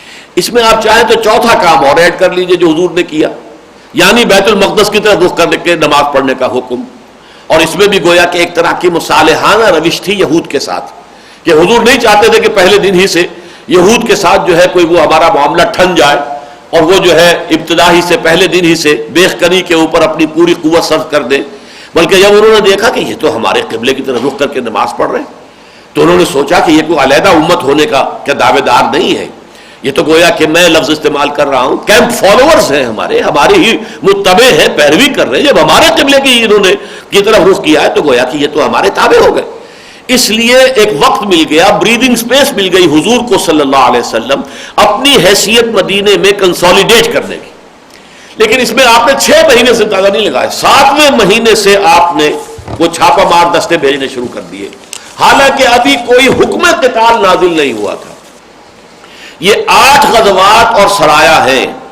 رمضان سن 1 ہجری میں سریہ سیف البحر، شوال سن 1 ہجری میں سریہ رابغ، ذی قعدہ سن 1 میں سریہ خرار، سفر سن 2 میں غزوہ ابواء یا ودان جس میں حضور بھی تشریف لے گئے تھے، غزوہ اسی کو کہتے ہیں. پھر جو ہے ربیع الاول سن 2 میں ہوا ہے بوات، پھر غزوہ ہوا ہے ربیع الاول سن 2 ہی کے اندر صفوان کا، پھر جمادی الاول اور جمادی الاخری میں ہوا ہے سن 2 میں غزوہ ذی العشیرہ، اور پھر رجب میں ہوا ہے سریہ نخلہ. یہ 8 4 سرایا ہیں، 4 غزوات ہیں. 4 میں حضور خود بھی شریک ہوئے اور 4 جو ہے وہ آپ نے صرف لوگوں کو بھیج دیا، خود شریک نہیں ہوئے. اس وقت اس پر جو ہے وہاں جو ذرا کمزور لوگ تھے مسلمانوں میں سے، جنہیں جانیں پیاری تھی، جس کو ہو جان و دل عزیز، اس کی گلی میں جائے کیوں، وہ گلی میں تو آ گئے. پورا جب قبیلہ جو ہے اوس کا طے کر رہا ہے کہ اب ایمان لانا ہے تو وہ بھی ایمان لے آئے. اب پورے قبیلے کے ساتھ وہ اب کیسے علیحدہ راستہ اختیار کرتے؟ لیکن ایمان ان کے دلوں میں ابھی پوری طرح جاگزین نہیں ہوا تھا. وہی بات کہ جو بعد میں کہی گئی ہے، جو غزوہ جو یوں سمجھیے کہ فتح مکہ کے بعد جو صورت ہوئی، قالت الاعراب آمنا قل لم تؤمنوا ولكن قولوا اسلمنا ولما يدخل الايمان في قلوبكم. یہ بدو کہہ رہے ہیں کہ ہم ایمان لے آئے، نبی ان سے کہہ دیجئے تم ایمان ہرگز نہیں لائے ہو، بلکہ یوں کہو کہ مسلمان ہو گئے. یہی معاملہ کچھ مسلمانوں کا اس وقت تھا مدینے کے اندر بھی. اب انہوں نے یہ کہنا شروع کیا، اور یہ پھر یہود جو ہیں، خاص طور پر جب تحویل قبلہ ہو گئی تو یہود کے کان بھی کھڑے ہو گئے کہ یہ تو کوئی ایک نئی امت بن رہی ہے جو کہ ہماری حیثیت کو چیلنج کرے گی. تو اب یہود نے ان کو بھڑکانا شروع کیا. اسی وجہ سے یہ تشویش بھی مسلمانوں میں پیدا ہوئی جو ہم پڑھ چکے ہیں کہ اگر یہ اصل قبلہ جو ہے خانہ کعبہ تھا تو ہم نے 16 مہینے جو نمازیں پڑھی وہ تو گئیں، وہ تو بیکار گئی، غلط رخ پر پڑھی گئی. اور نماز تو اصل ایمان ہے. تو گویا کہ جو وہاں پر جو دوسرے پارے کے شروع میں جو آیات آئی ہیں وَمَا كَانَ اللَّهُ لِيُضِيعَ إِيمَانَكُمْ، ان کو اطمینان دلایا گیا کہ یہ نہ سمجھو وہ بھی اللہ کے رسول کے حکم سے تھا، اللہ کے حکم سے تھا، وہ بھی صحیح تھا. وہ نمازیں تم نے پڑھی ہیں تو صحیح پڑھی ہیں. اب اللہ کا حکم یہ ہے ادھر رخ کرو گے تب بھی صحیح ہوگا. لیکن یہ تشویش وہ پیدا کرتے تھے کہ یہ کیسے نبی ہے، کیسے رسول ہے جن کا قبلہ ہی معین نہیں ہے، کبھی شمال کی طرف رخ کر کے نماز پڑھ رہے ہیں، کبھی جنوب کی طرف. تو اس طرح کی جو تشویش پیدا ہوتی تھی ان میں سے ایک تشویش یہ بھی تھی کہ یہ تو حضور نے خود اپنے طور پر جو ہے، جسے آج ہم اپنی زبان میں کہتے ہیں، میں لفظ آ رہا تھا لیکن میں روک رہا ہوں، حضور کے ذکر میں وہ لفظ استعمال کرنا مناسب نہیں ہے. اللہ کا شکر ہے کہ بر وقت مجھے تنبہ ہو گیا کہ یہ تو خود آپ نے آگے بڑھ کر اقدام کر لیا ہے. ابھی اللہ کی طرف سے تو حکم آیا ہی نہیں، اللہ نے اذن دیا ہے نا. تو اذن کا تو مطلب یہ ہے کہ اگر تمہارے اوپر جنگ کی جائے، چڑھائی کی جائے تو دفاع کے اندر جنگ کرو. اس سے تو نتیجہ صرف یہ نکلتا ہے. لیکن یہ کہ محمد صلی اللہ علیہ وسلم نے تو آگے بڑھ کر خود جو ہے یہ لشکر بھیجنے شروع کر دیے، چھاپا مار دستے بھیجنے شروع کر دیے. اس کا تو حکم آیا ہی نہیں تھا. لہذا اس میں جو چہمے گوئیاں شروع ہوئی ہیں اس کے جواب میں پھر ایک تو یہ آیات نازل ہوئی ہے جو اس وقت ہم پڑھ رہے ہیں، اور ایک مکمل سورت نازل ہوئی ہے جس کا نام ہی سورہ قتال ہے، سورہ محمد صلی اللہ علیہ وسلم اور سورہ قتال 26ویں پارے میں. چنانچہ وہاں پر تو باقاعدہ ذکر یہ کیا گیا ہے کہ ان میں سے کچھ لوگوں نے کہا یہ وَيَقُولُ الَّذِينَ آمَنُوا لَوْلَا نُزِّلَتْ سُورَةٌ، کچھ اہل ایمان ایسے بھی ہیں جو کہہ رہے ہیں کہ کوئی سورت کیوں نازل نہیں ہوئی، قرآن کے اندر کوئی حکم تو ابھی قتال کا آیا نہیں ہے، اور یہ حضور نے پہلے ہی جو اقدام شروع کر دیا ہے. یہ تو خام خواہ جو ہے آ بیل مجھے مار، یہ تو گویا کہ خود جو ہے کیوں نہ ہم امن کے ساتھ، جیسے آج بھی کوئی سوچ سکتا ہے صرف تبلیغ سے کام بن سکتا ہے، اگر گوٹ دے کر کسی کو مارا جا سکتا ہو تو زہر دینے کی ضرورت کیا ہے، صرف تبلیغ کرو، صرف دعوت و تبلیغ کے ذریعے سے انقلاب برپا کر دو. یہ تلوار ہاتھ میں لینا اور تصادم کی بات کرنا یہ تو دنیا جو ہے اس کو پسند نہیں کرتی، اور گویا کہ طبیعت انسانی بھی اس سے ابا کرتی ہے، اور جن کو جان پیاری ہو ظاہر بات ہے کہ وہ تو اس سے بہت ہی فرار کا راستہ اختیار کریں گے. تو یقول الذین آمنوا لولا نزلت سورۃ، سورت کیوں نازل نہیں ہوئی؟ فاذا انزلت سورۃ محکمۃ، تو پھر جب وہ سورہ محکمہ نازل کر دی گئی، وذکر فیہا القتال، اور اس میں قتال کا حکم آ گیا، رأیت الذین فی قلوبہم مرض، تو اب اے نبی آپ دیکھتے ہیں ان لوگوں کے جن کو دلوں کے اندر کے روگ ہے، بیماری ہے، ضعف ایمان ہے، ینظرون الیک نظر المغشی علیہ من الموت، وہ آپ کو ایسے دیکھ رہے ہیں کہ جیسے وہ شخص دیکھا کرتا ہے کہ جس پر موت کی غشی طاری ہوتی ہے. موت کی غشی میں جیسے ڈیلے پھرتے ہیں انسان کے، ایسے ہی اس خوف کی وجہ سے ان کے اندر جو ہے اب جو ہے جنگ میں جانا پڑے گا، اب تو اللہ کی طرف سے بھی حکم آ گیا، اب تو ہمارے پاس کوئی جائے فرار نہیں رہی، اب ہم کوئی اعتراض کرنے کی پوزیشن میں نہیں رہے. فَأَوْلَىٰ لَهُمْ، تو ایسے لوگوں کے لیے ہلاکت ہے اور بربادی ہے. ایسے ہی لوگوں کا ذکر آگے آ جائے گا اسی سورہ مبارکہ میں. یہ آیت نمبر 216 ہے اسی سورہ مبارکہ کی. كُتِبَ عَلَيْكُمُ الْقِتَالُ وَهُوَ كُرْهٌ لَكُمْ، اے مسلمانوں تم پر اب قتال فرض کر دیا گیا اور یہ تمہیں بڑا گواہ گزر رہا ہے، اچھا نہیں لگ رہا، ناگوار محسوس ہو رہا ہے. وَعَسَىٰ أَن تَكْرَهُوا شَيْئًا وَهُوَ خَيْرٌ لَكُمْ، اور ہو سکتا ہے کہ تم کسی چیز کو ناپسند کرو ذرا حالانکہ اسی میں تمہارے لیے خیر ہو. وَعَسَىٰ أَن تُحِبُّوا شَيْئًا وَهُوَ شَرٌّ لَكُمْ وَاللَّهُ يَعْلَمُ وَأَنتُمْ لَا تَعْلَمُونَ، اور ہو سکتا ہے کہ تم کسی شے کو پسند کرو حالانکہ اس میں شر ہو، اللہ جانتا ہے تم نہیں جانتے. تو یہ ہے اصل میں پس منظر ان آیات کا کہ جب حضور صلی اللہ علیہ وسلم نے اقدام کا آغاز کیا، اور یہ اقدام آپ کی طرف سے ہوا ہے، کوئی فوجی کارروائی مکے والوں کی طرف سے شروع نہیں ہوئی. یہ ٹھیک ہے، ایک اعتبار سے ہم کہہ سکتے ہیں کہ جنگ کا آغاز انہوں نے کیا، ہاسٹیلیٹیز کا آغاز انہوں نے کیا، مسلمانوں کو پرسیکیوٹ کرتے رہے، ان میں سے بعض کو شہید بھی کر دیا، ہلاک کر دیا، کتنوں کو قید میں رکھا، پھر گھروں سے نکلنے پہ مجبور کر دیا. الذین اخرجوا من دیارہم بغیر حق الا یقولوا ربنا اللہ، یہ سب لوگ جو ہیں اپنا گھر بار چھوڑنے پر کیوں مجبور ہوئے؟ اس لیے کہ وہ یہ کہتے تھے کہ ہمارا رب اللہ ہے، صرف اس جرم کی پاداش میں. تو گویا کہ اس اعتبار سے تو کہا جا سکتا ہے کہ ہاسٹیلیٹیز کا آغاز جو ہے کفار کی طرف سے ہوا، لیکن باقاعدہ جسے کہا جائے آرمڈ کانفلکٹ، کوئی مسلح مہم، کوئی حملہ، یہ قریش کی طرف سے نہیں ہوا ہے، بلکہ اس میں جو آغاز ہوا ہے وہ محمد الرسول اللہ صلی اللہ علیہ وسلم نے خود فرمایا ہے. اس لیے کہ اصل میں تو آپ کو اللہ نے بھیجا تھا، اس لیے کہ آپ کی بعثت اس لیے ہوئی تھی کہ اللہ کے دین کو غالب کریں. تو غلبہ دین کی جد و جہد میں اس مرحلے کا آنا ناگزیر ہے. جیسے ہی اللہ نے اس کے لیے حالات سازگار فرما دیے، مدینے کے اندر بیس عطا کر دیا اور آپ نے انٹرنلی اپنی پوزیشن کو پوری طرح کنسالیڈیٹ بھی کر لیا، آپ نے آفینسو کا آغاز کر دیا. چنانچہ ایک سال میں 6 مہینے سے 7ویں مہینے سے پہلی مہم ہے، اور یوں سمجھیے کہ 18 مہینے کے بعد رمضان سن 2 ہجری میں غزوہ بدر ہو گیا ہے. تو یہ ہے پس منظر. اب پڑھیے ان آیات کو. یسألونک عن الاہلہ، اے نبی یہ آپ سے ان مہینوں کے بارے میں پوچھ رہے ہیں، اشہر حرم کے بارے میں. میں اس تیسری رائے کو زیادہ جو ہے وقی سمجھتے ہوئے اب اس کے مطابق ترجمہ میں نے کیا ہے. قل ہی مواقیت للناس والحج، کہہ دیجئے مواقیت میقات کی جمع ہے. میقات جو ہے وقت سے بنا، موقات مفعال کے وزن پر. تو یہ در حقیقت کسی وقت معین، لیکن اس کے ساتھ ہی جیسے ظرف زمان کے ساتھ ظرف مکان بھی آ جاتا ہے، تو کسی مقام معین کے لیے بھی آ جاتا ہے. یہ میقات کا لفظ آتا ہے حج کے لیے. یہ میقات ہے، یعنی یہاں سے اب آگے حاجی نہیں جائے گا بغیر احرام باندھے ہوئے. یہ شام سے آنے والوں کا میقات ہے، اور یہ عراق سے آنے والوں کا میقات ہے، اور یہ ہندوستان سے آنے والوں کا میقات ہے، اور یہ مصر سے آنے والوں کا میقات ہے، یہ مغرب سے حبشہ سے آنے والوں کا میقات، یہ میقات ہے. لیکن یہاں پر میقات جو ہے مراد ہو رہی ہے اوقات، جو لوگوں کے لیے معین کیے گئے ہیں کہ اس میں جو مہینے ہیں اشہر حرم وہ لوگوں کے فائدے کے لیے ہیں. فرمایا یسألونک عن الاہلہ قل ہی مواقیت للناس والحج، اور خاص طور پر حج کے لیے. انہی کے ذریعے سے حج کے مہینے معین ہوتے ہیں، انہی کے ذریعے سے رجب کا مہینہ بھی ہے، اور رجب کا مہینہ عمرے کے لیے ان کے ہاں ہوتا تھا. اور جو آخری جو سریہ حضور نے بھیجا ہے کہ جو عبداللہ ابن جہش رضی اللہ تعالیٰ عنہ کی سرکردگی میں نخلا میں بھیجا ہے، تو اس میں غلطی سے ایسا ہوا ہے کہ اس میں رجب کا چاند نظر آ چکا تھا، جبکہ ایک مسلمانوں کے ہاتھ سے ایک کافر قتل ہو گیا. تو بڑا شور اور غل ہو گیا کہ یہ مسلمانوں کو دیکھو، انہوں نے تو اشہر حرم کی حرمت کو بھی بٹا لگا دیا. تو اس حوالے سے یہ معاملہ خاص طور پر میں نے آپ کو بتا دیا کہ یہ جو اب آگے سوال جواب آ رہے ہیں در حقیقت ان کا پس منظر یہ ہے. فرمایا وَلَيْسَ الْبِرُّ بِأَن تَأْتُوا الْبُيُوتَ مِن ظُهُورِهَا وَلَكِنَّ الْبِرَّ مَنِ اتَّقَىٰ، اور یہ کوئی نیکی کی بات نہیں ہے کہ تم گھروں میں داخل ہو ان کے پچھواڑوں سے، بلکہ نیکی تو اس کی ہوتی ہے کہ جس میں تقوی ہو.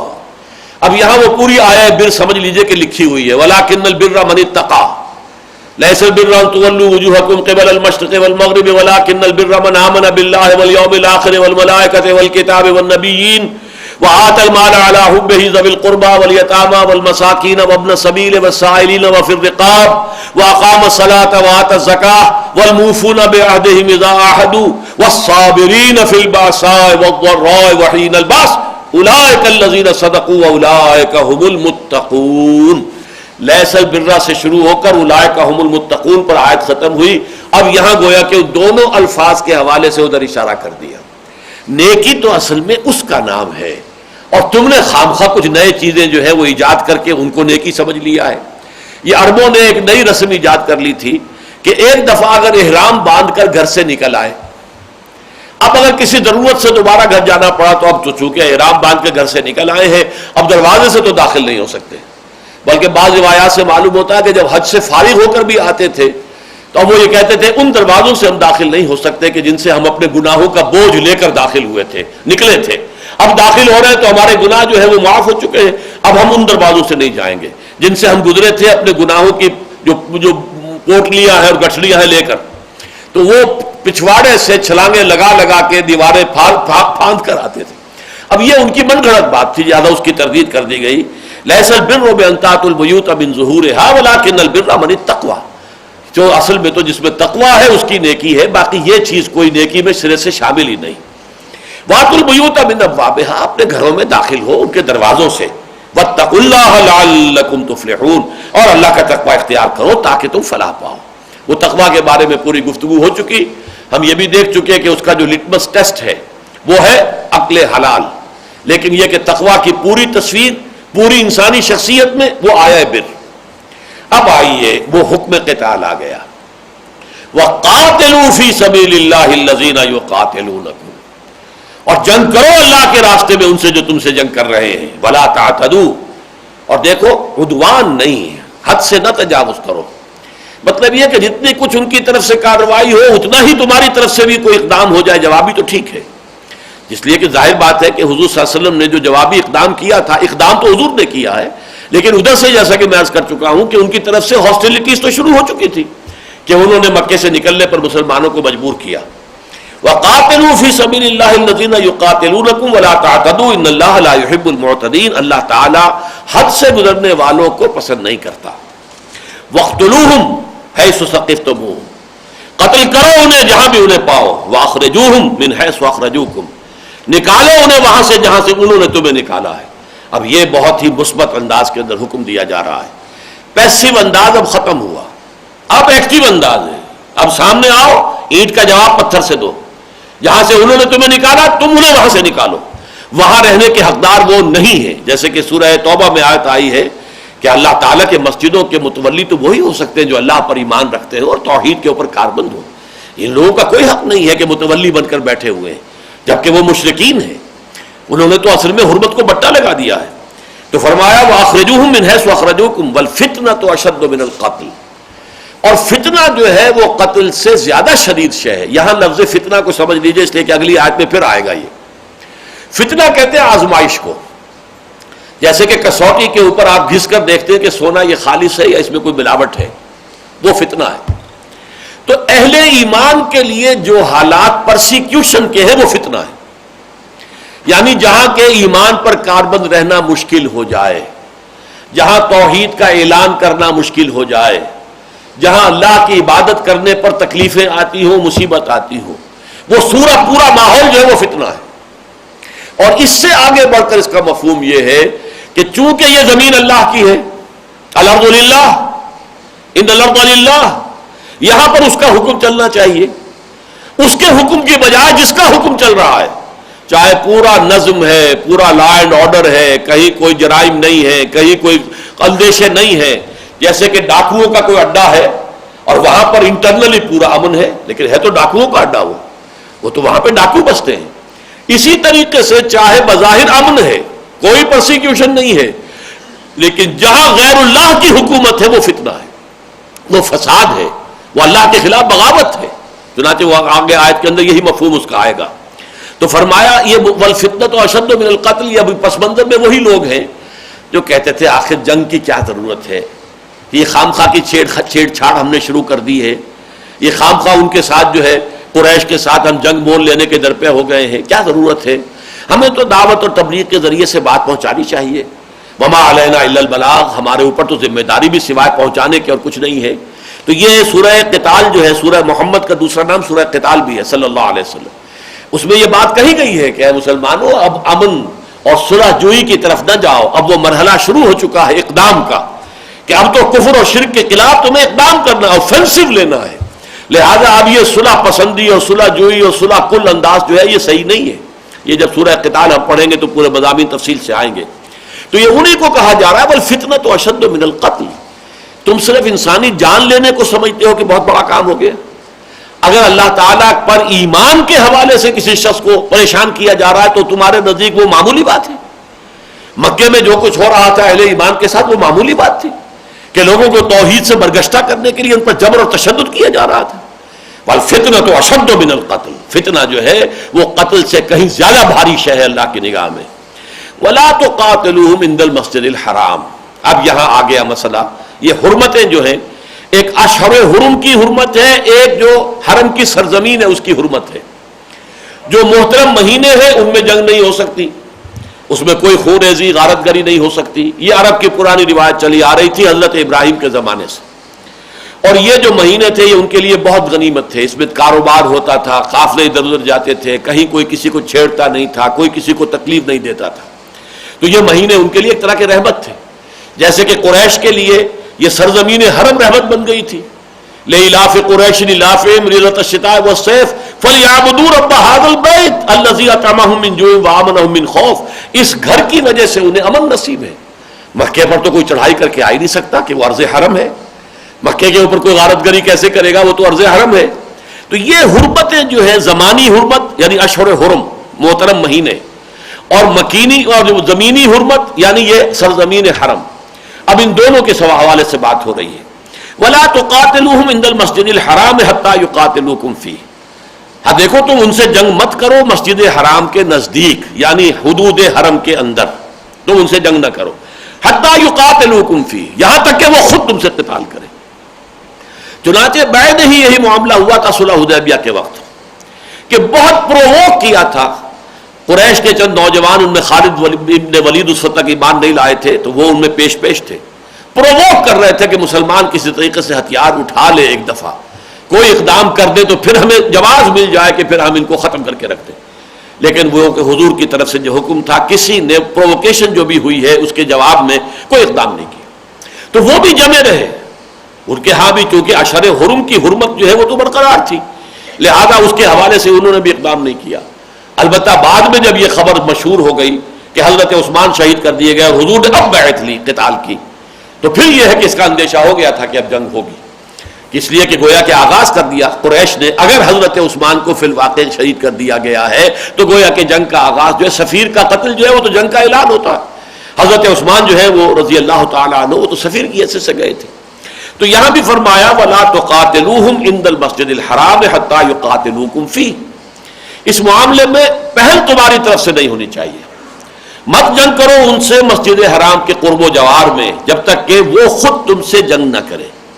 فَإِنْ قَاتَلُوكُمْ فَاقْتُلُوهُمْ. تو پھر اگر وہ قتال کرے، آغاز کر دے، اگر جنگ کی ابتدا ان کی طرف، پھر انہیں قتل کرو. كَذَلِكَ جَزَاءُ الْكَافِرِينَ. تو اب جو حرمت ہے وہ اشہر حرم کی حرمت ہو یا وہ سرزمین حرم کی حرمت ہو، اس حرمت سے اب وہ محروم ہو گئے، اس کی پناہ ان کے لیے ختم ہو گئی، اس لیے کہ انہوں نے آغاز کر دیا جنگ کا. فَإِنْ قَاتَلُوكُمْ فَاقْتُلُوهُمْ كَذَلِكَ جَزَاءُ الْكَافِرِينَ. ان کافروں کا ایسا ہی بدلہ ہے. فَإِنْ انْتَهَوْا فَإِنَّ اللَّهَ غَفُورٌ رَحِيمٌ. پھر اگر وہ باز آ جائیں، اب باز آ جائیں کا ایک مقصد تو یہ ہو سکتا ہے نتیجہ کہ جنگ سے باز آ جائے، ایک یہ کہ پرسیکیوشن سے باز آ جائیں. آگے چل کر یہ اس کی وضاحت ہو جائے گی کہ باز آ جانا صرف جنگ سے باز آ جانا نہیں ہے، بلکہ جو پرسیکیوٹ کر رہے ہیں اہل ایمان کو، جو اہل ایمان کے لیے انہوں نے حج اور عمرے کے راستے بند کر دیے، مسدود کر دیے، جب تک کہ اس تمام روش سے باز نہ آئے. یہ باز آنے سے مراد یہ ہے کہ اپنی پوری روش جو ہے اس کو ترک کر دیں. فَإِنِ انْتَهَوْا فَإِنَّ اللَّهَ غَفُورٌ رَحِيمٌ. تو اگر وہ باز آ جائیں تو اللہ تعالیٰ غفور اور رحیم ہے، بخشنے والا ہے، رحم فرمانے والا ہے. وَقَاتِلُوهُمْ حَتَّى لَا تَكُونَ فِتْنَةٌ وَيَكُونَ الدِّينُ لِلَّهِ. یہ ہے آیت، کانٹے والی آیت جس کو کہتے ہیں. اے مسلمانوں جب یہ اب دور قتال شروع ہو گیا ہے تو یہ قتال جاری رکھو ان سے یہاں تک کہ فتنہ و فساد بالکل فروغ ہو جائے اور دین اللہ کے لیے ہو جائے، اللہ کی حکومت، اللہ کا نظام، اللہ کا حکم، اللہ کی اطاعت مطلقہ نافذ ہو جائے۔ یہ ہے آخری ہدف۔ چنانچہ یہی آیت آئی ہے پھر تھوڑے سے وقفے کے بعد، چونکہ یہ سورہ مبارکہ تو غزوہ بدر سے پہلے نازل ہوئی، سورہ قتال جو ہے سورہ محمد وہ بھی غزوہ بدر سے پہلے نازل ہوئی۔ ان آیات کا اور اس سورہ مبارکہ کا زمانہ نزول ایک ہی ہے، لیکن یہ کہ غزوہ بدر کے فوراً بعد سورت نازل ہوئی ہے سورہ انفال، اور اس میں یہ الفاظ پھر آئے ہیں قاتلوہم حتی لا تکون فتنۃ ویکون الدین کلہ للہ۔ اب یہاں کلہ کا اضافہ ہو جائے گا وہاں، اور تاکید بلا استثناء، زندگی کا کوئی گوشہ اللہ کی حاکمیت اور اللہ کی اطاعت سے مستثنی نہ رہ جائے، دین کل کا کل، پورا نظام زندگی اللہ کے حکم کے تابع ہو جائے۔ اس وقت تک، جسے ہم آج کی اصطلاح میں کہیں گے، جب تک کہ اسلامی انقلاب کی تکمیل نہ ہو جائے، جب تک کہ پورا نظام خلافت قائم نہ ہو جائے، جب تک کہ اللہ کی حاکمیت پورے طور پر نافذ نہ ہو جائے، جب تک کہ اللہ کے قانون کی پوری تنفیذ نہ ہو جائے، اس وقت تک یہ قتال اب جاری رہے گا۔ قاتلوہم حتی لا تکون فتنۃ ویکون الدین للہ فإن انتہوا، پھر اگر وہ باز آ جائیں، یہ سورہ توبہ میں جا کر یہ آیتیں آئیں گی کہ اگر وہ ایمان لے آئیں، ان تابوا واقاموا الصلاۃ وآتوا الزکاۃ فاخوانکم، اگر وہ بھی تمہارے اوپر ایمان بھی لے آئیں، توبہ کر لیں، اور توبہ سے مراد وہاں ایمان ہے، نماز قائم کرے، زکوٰۃ ادا کرے، تو تمہارے بھائی ہیں۔ لیکن یہ کہ اگر یہ نہیں کریں گے تو جنگ جاری رہے گی۔ فرمایا فَإِنِ انتَهَوْا فَلَا عُدْوَانَ إِلَّا عَلَى الظَّالِمِينَ، تو پھر زیادتی نہیں ہوتی مگر صرف ان پر کہ جو ظلم کرنے والے ہوں۔ جب وہ ظلم سے باز آ گئے، شرک سے باز آ گئے، توحید کو تسلیم کر لیا، اللہ کی اطاعت کے اندر آ گئے، اسلامی ریاست کی جو ہے تابع داری قبول کر لی، اب ان پر کوئی زیادتی نہیں ہوگی۔ کسی سابقہ دشمنی کی وجہ سے اب ان پر کوئی زیادتی کرنا یہ مسلمانوں کے شایان نشان نہیں ہوگا۔ انقلاب کی تکمیل کے بعد، جیسا کہ آپ کو معلوم ہے، اذهبوا فانتم الطلقاء، جیسے اعلان عام کیا گیا، جاؤ تم سب کے سب آزاد ہو، کوئی ہم تم سے بدلہ پرانا نہیں لے رہے، کوئی پرانا حساب نہیں چکایا جائے گا۔ اذهبوا فانتم الطلقاء، آج میں تم سے وہی بات کہہ رہا ہوں جو میرے بھائی یوسف نے اپنے بھائیوں سے کہی تھی، لا تثریب علیکم اليوم۔ آج میں کوئی ملامت کے جملے بھی نہیں کہنا چاہتا کہ تمہارے دلوں کو جو پہلے ہی زخمی ہے، شکست خوردہ ہو، تم مغلوب ہو گئے ہو، اب ان کے اوپر اور نمک مرچ ڈالنا تمہارے زخموں پر یہ ہم نہیں کریں گے۔ لا تثریب علیکم اليوم، تم پر آج کوئی ملامت بھی نہیں ہے۔ اذهبوا فانتم الطلقاء، جاؤ تم سب کے سب آزاد۔ تو اسلامی انقلاب کے بعد پھر یہ روش ہوتی ہے، لہذا یہاں فرمایا فلا عدوان الا علی الظالمین۔ الشہر الحرام بالشہر الحرام، حرمت والے مہینے کا بدلہ حرمت والا مہینہ ہے، یعنی حرمت والے مہینے کا جو احترام ہے اس کا فائدہ لوگوں کو پہنچتا ہے نا، کہ حرمت والے مہینے میں ان پر کوئی قتل و غارت نہیں ہو سکتی، ان کو لوٹا نہیں جا سکتا، انہیں تکلیف نہیں دی جا سکتی، یہی ہے نا حرمت۔ لیکن یہ کہ اگر انہوں نے اس حرمت کا کوئی بٹا لگا دیا اور مسلمانوں تمہیں محروم کر دیا اس کی حرمت کی، جو کور تمہارے پاس تھا، جو اس کا دفاع تمہارے پاس تھا، تو اب اس کے بدلے میں تم بھی انہیں محروم کر دو کہ حرمت اشہر حرم کی وجہ سے یا حرمت ارض حرم کی وجہ سے انہیں کوئی حفاظت میں نہیں اب میسر رہے گی۔ الشہر الحرام بالشہر الحرام، شہر حرام کے اگر حرمت کو انہوں نے بٹا لگایا ہے تو اس کے جواب میں تم بھی انہیں اس شہر حرام کی جو حفاظت تھی، جو پروٹیکشن تھی، اس سے محروم کر دو۔ والحرمات قصاص، اور تمام جو محترم چیزیں ہیں ان کے اندر بھی برابری کا معاملہ ہوگا، جوابی کارروائی جو ہے وہ کی جائے گی۔ یہ بھکشوؤں والا معاملہ نہیں ہے۔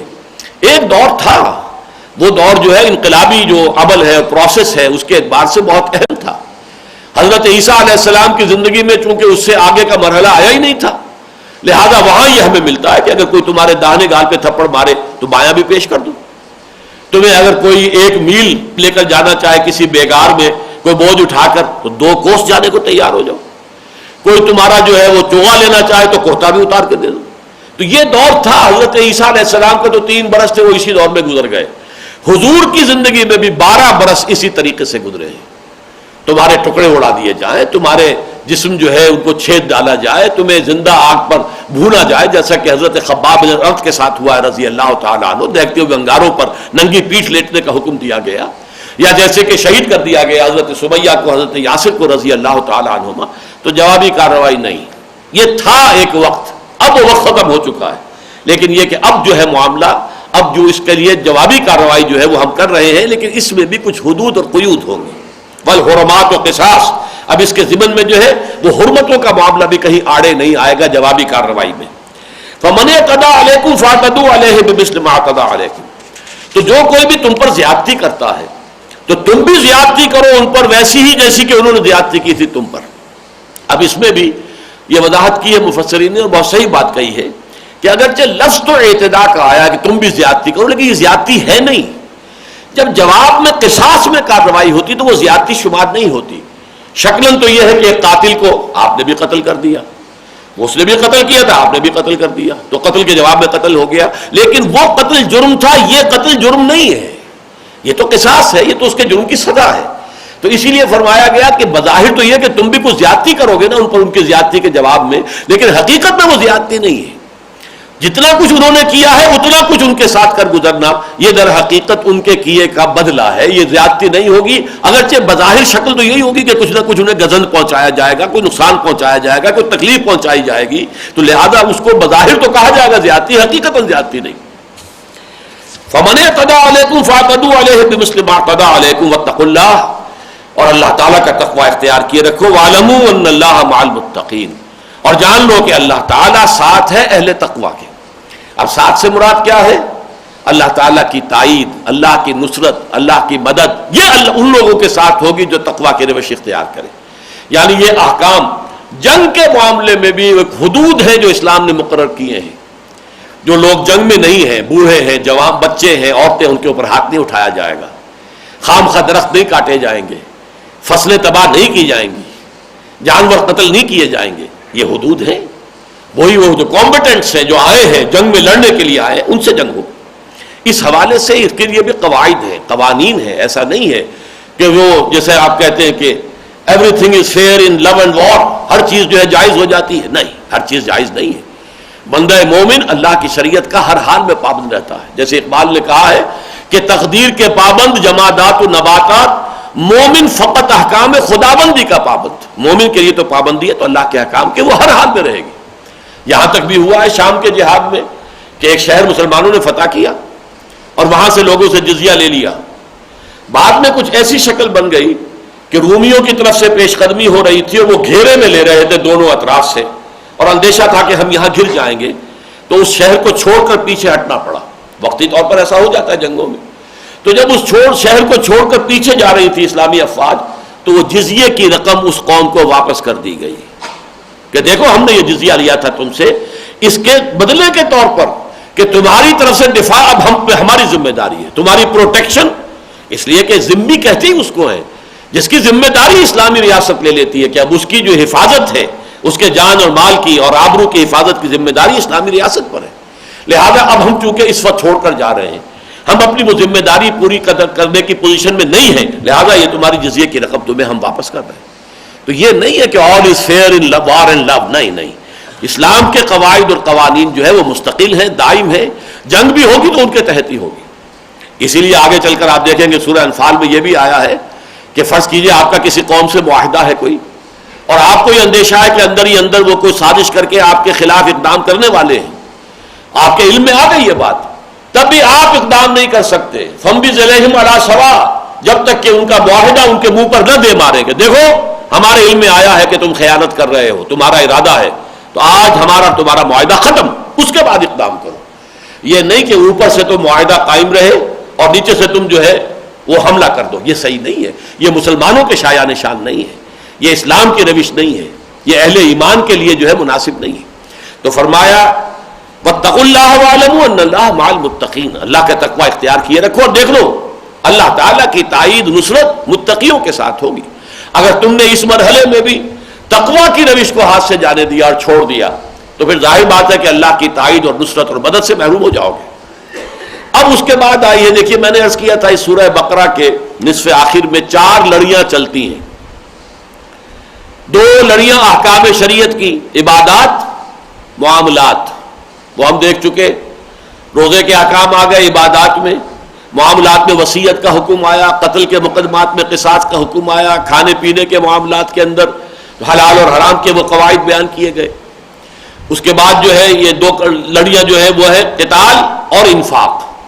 یہاں جو ہے یہ 5 آیتیں تو آئی ہیں قتال کے ضمن میں، ایک آیت ہے اور وہ اب انفاق فی سبیل اللہ کے لیے، اس لیے کہ ظاہر بات ہے کہ جس مرحلے میں اب یہ دعوت اور تحریک جو تھی حضور صلی اللہ علیہ وسلم کی داخل ہو چکی تھی، اس میں ظاہر بات ہے کہ جنگی معاملات کے اندر پیسے کی ضرورت بھی ہے، مالی وسائل درکار ہے، اسلحہ فراہم کرنا ہے، جیسے کہ سورہ انفال میں آیا اعدوا لهم ما استطعتم من قوة ومن رباط الخیل، پوری استطاعت کی حد تک سامان فراہم کرو، اسلحہ جمع کرو، گھوڑے باندھے رکھو، تیار رکھو، اور اس کی وجہ سے جو ہے ہیبت تمہاری جو ہے قائم ہو جانی چاہیے کفار کے اوپر کہ مسلمان تیار ہیں۔ ایسا نہیں ہے، نرم چارہ نہیں ہے کہ ہم جب چاہیں گے حملہ کریں گے اور انہیں نقصان پہنچا دیں گے، بلکہ وہ چاق و چوبند ہیں، ساز و سامان اسلحہ انہوں نے تیار کیا ہوا۔ اب اس کے لیے ظاہر بات ہے پیسے کی ضرورت ہے۔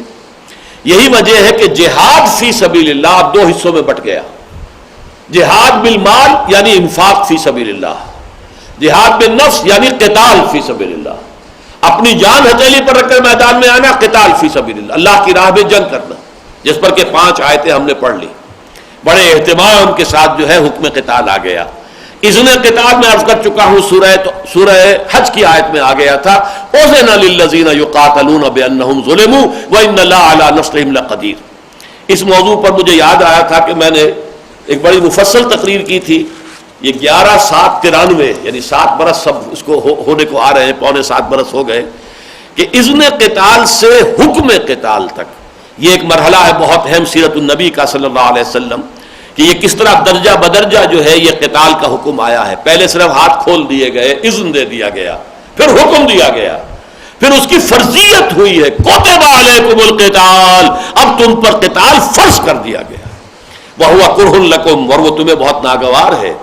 وَعَسَىٰ أَن تَكْرَهُوا شَيْئًا وَهُوَ خَيْرٌ لَكُمْ وَعَسَىٰ أَن تُحِبُّوا شَيْئًا وَهُوَ شَرٌّ لَكُمْ وَاللَّهُ يَعْلَمُ وَأَنتُمْ لَا تَعْلَمُونَ۔ تمہیں یہ ناپسند ہے لیکن جان لو ہو سکتا ہے تم کسی شے کو ناپسند کرو حالانکہ اسی میں تمہارے لیے خیر ہو، اور تم کسی شے کو پسند کرو حالانکہ اسی میں تمہارے لیے شر ہو۔ اللہ جانتا، تم نہیں جانتے۔ تمہارا کام ہے فاسمعوا واطیعوا، جس وقت جو حکم ملا ادھر حکم کا ہو گیا، رخ کے نماز پڑھو حاضر، جنوب کی طرف رخ کرو خانہ کعبہ کی طرف حاضر، ہاتھ بندے رکھو حاضر، اب جوابی کارروائی کرو حاضر، اب جنگ کے لیے میدان میں آؤ حاضر۔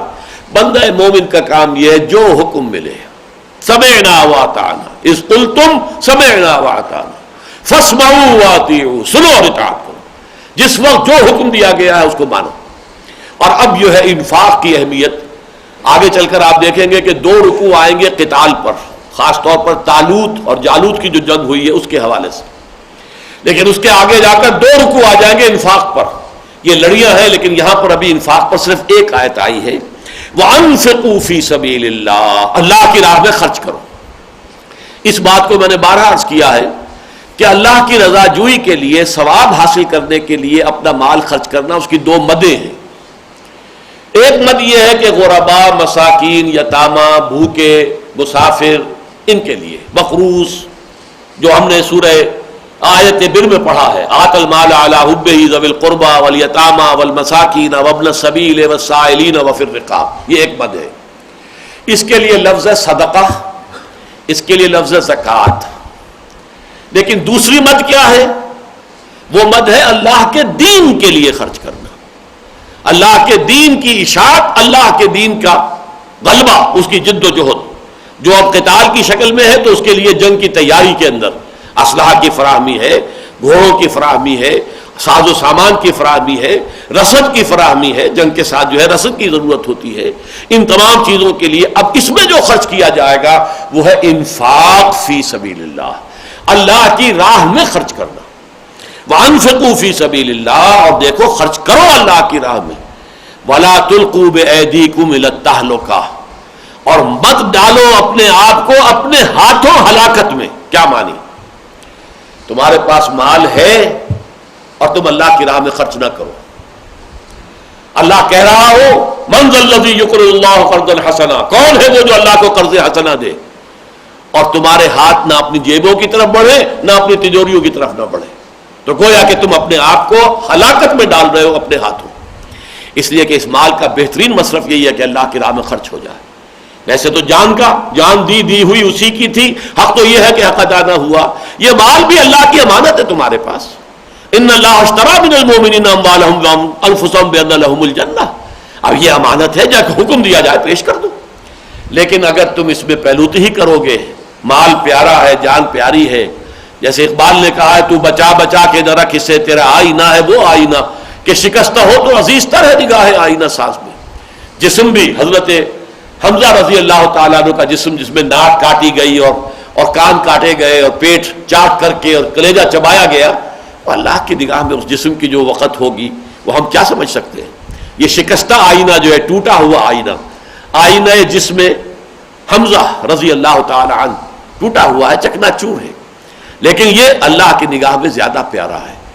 شکستہ ہو تو عزیز تر ہے نگاہ آئینہ ساز میں. اس بدن کو بنانے والا تو اللہ ہے نا، وہی اس کا خالق ہے.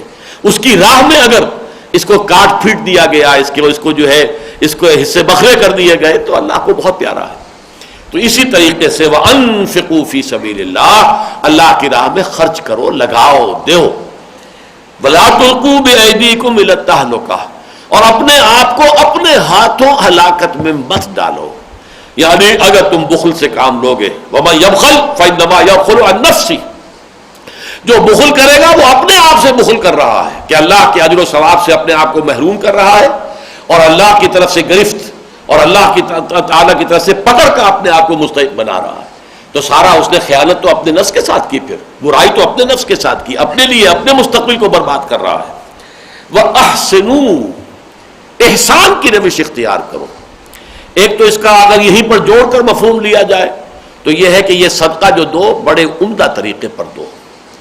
ایک جیسا کہ ہم پڑھ چکے آیا بر کے ضمن میں بھی، جو چوتھے پارے کی پہلی آیت آگے چل کر آئے گی کہ تم نہیں پہنچ سکو گے بر کے مقام کو جب تک کہ حتیٰ تنفقوا مما تحبون، لن تنالوا البر حتیٰ تنفقوا مما تحبون.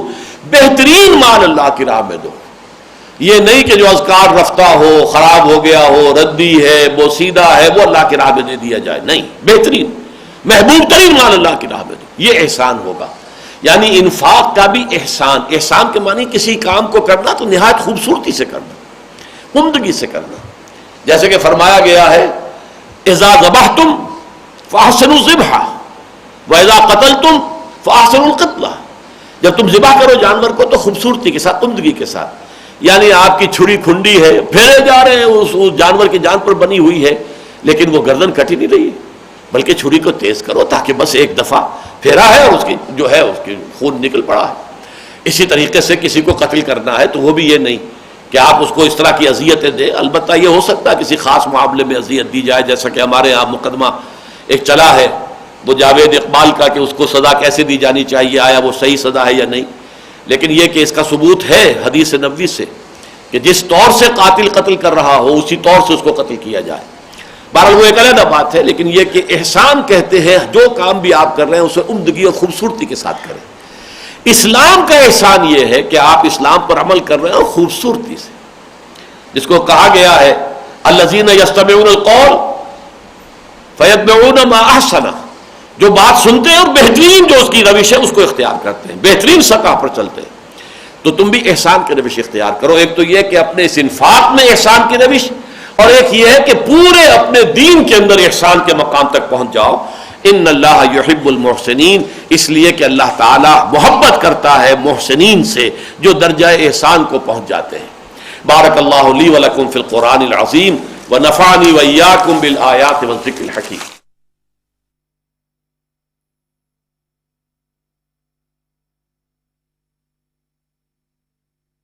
فلا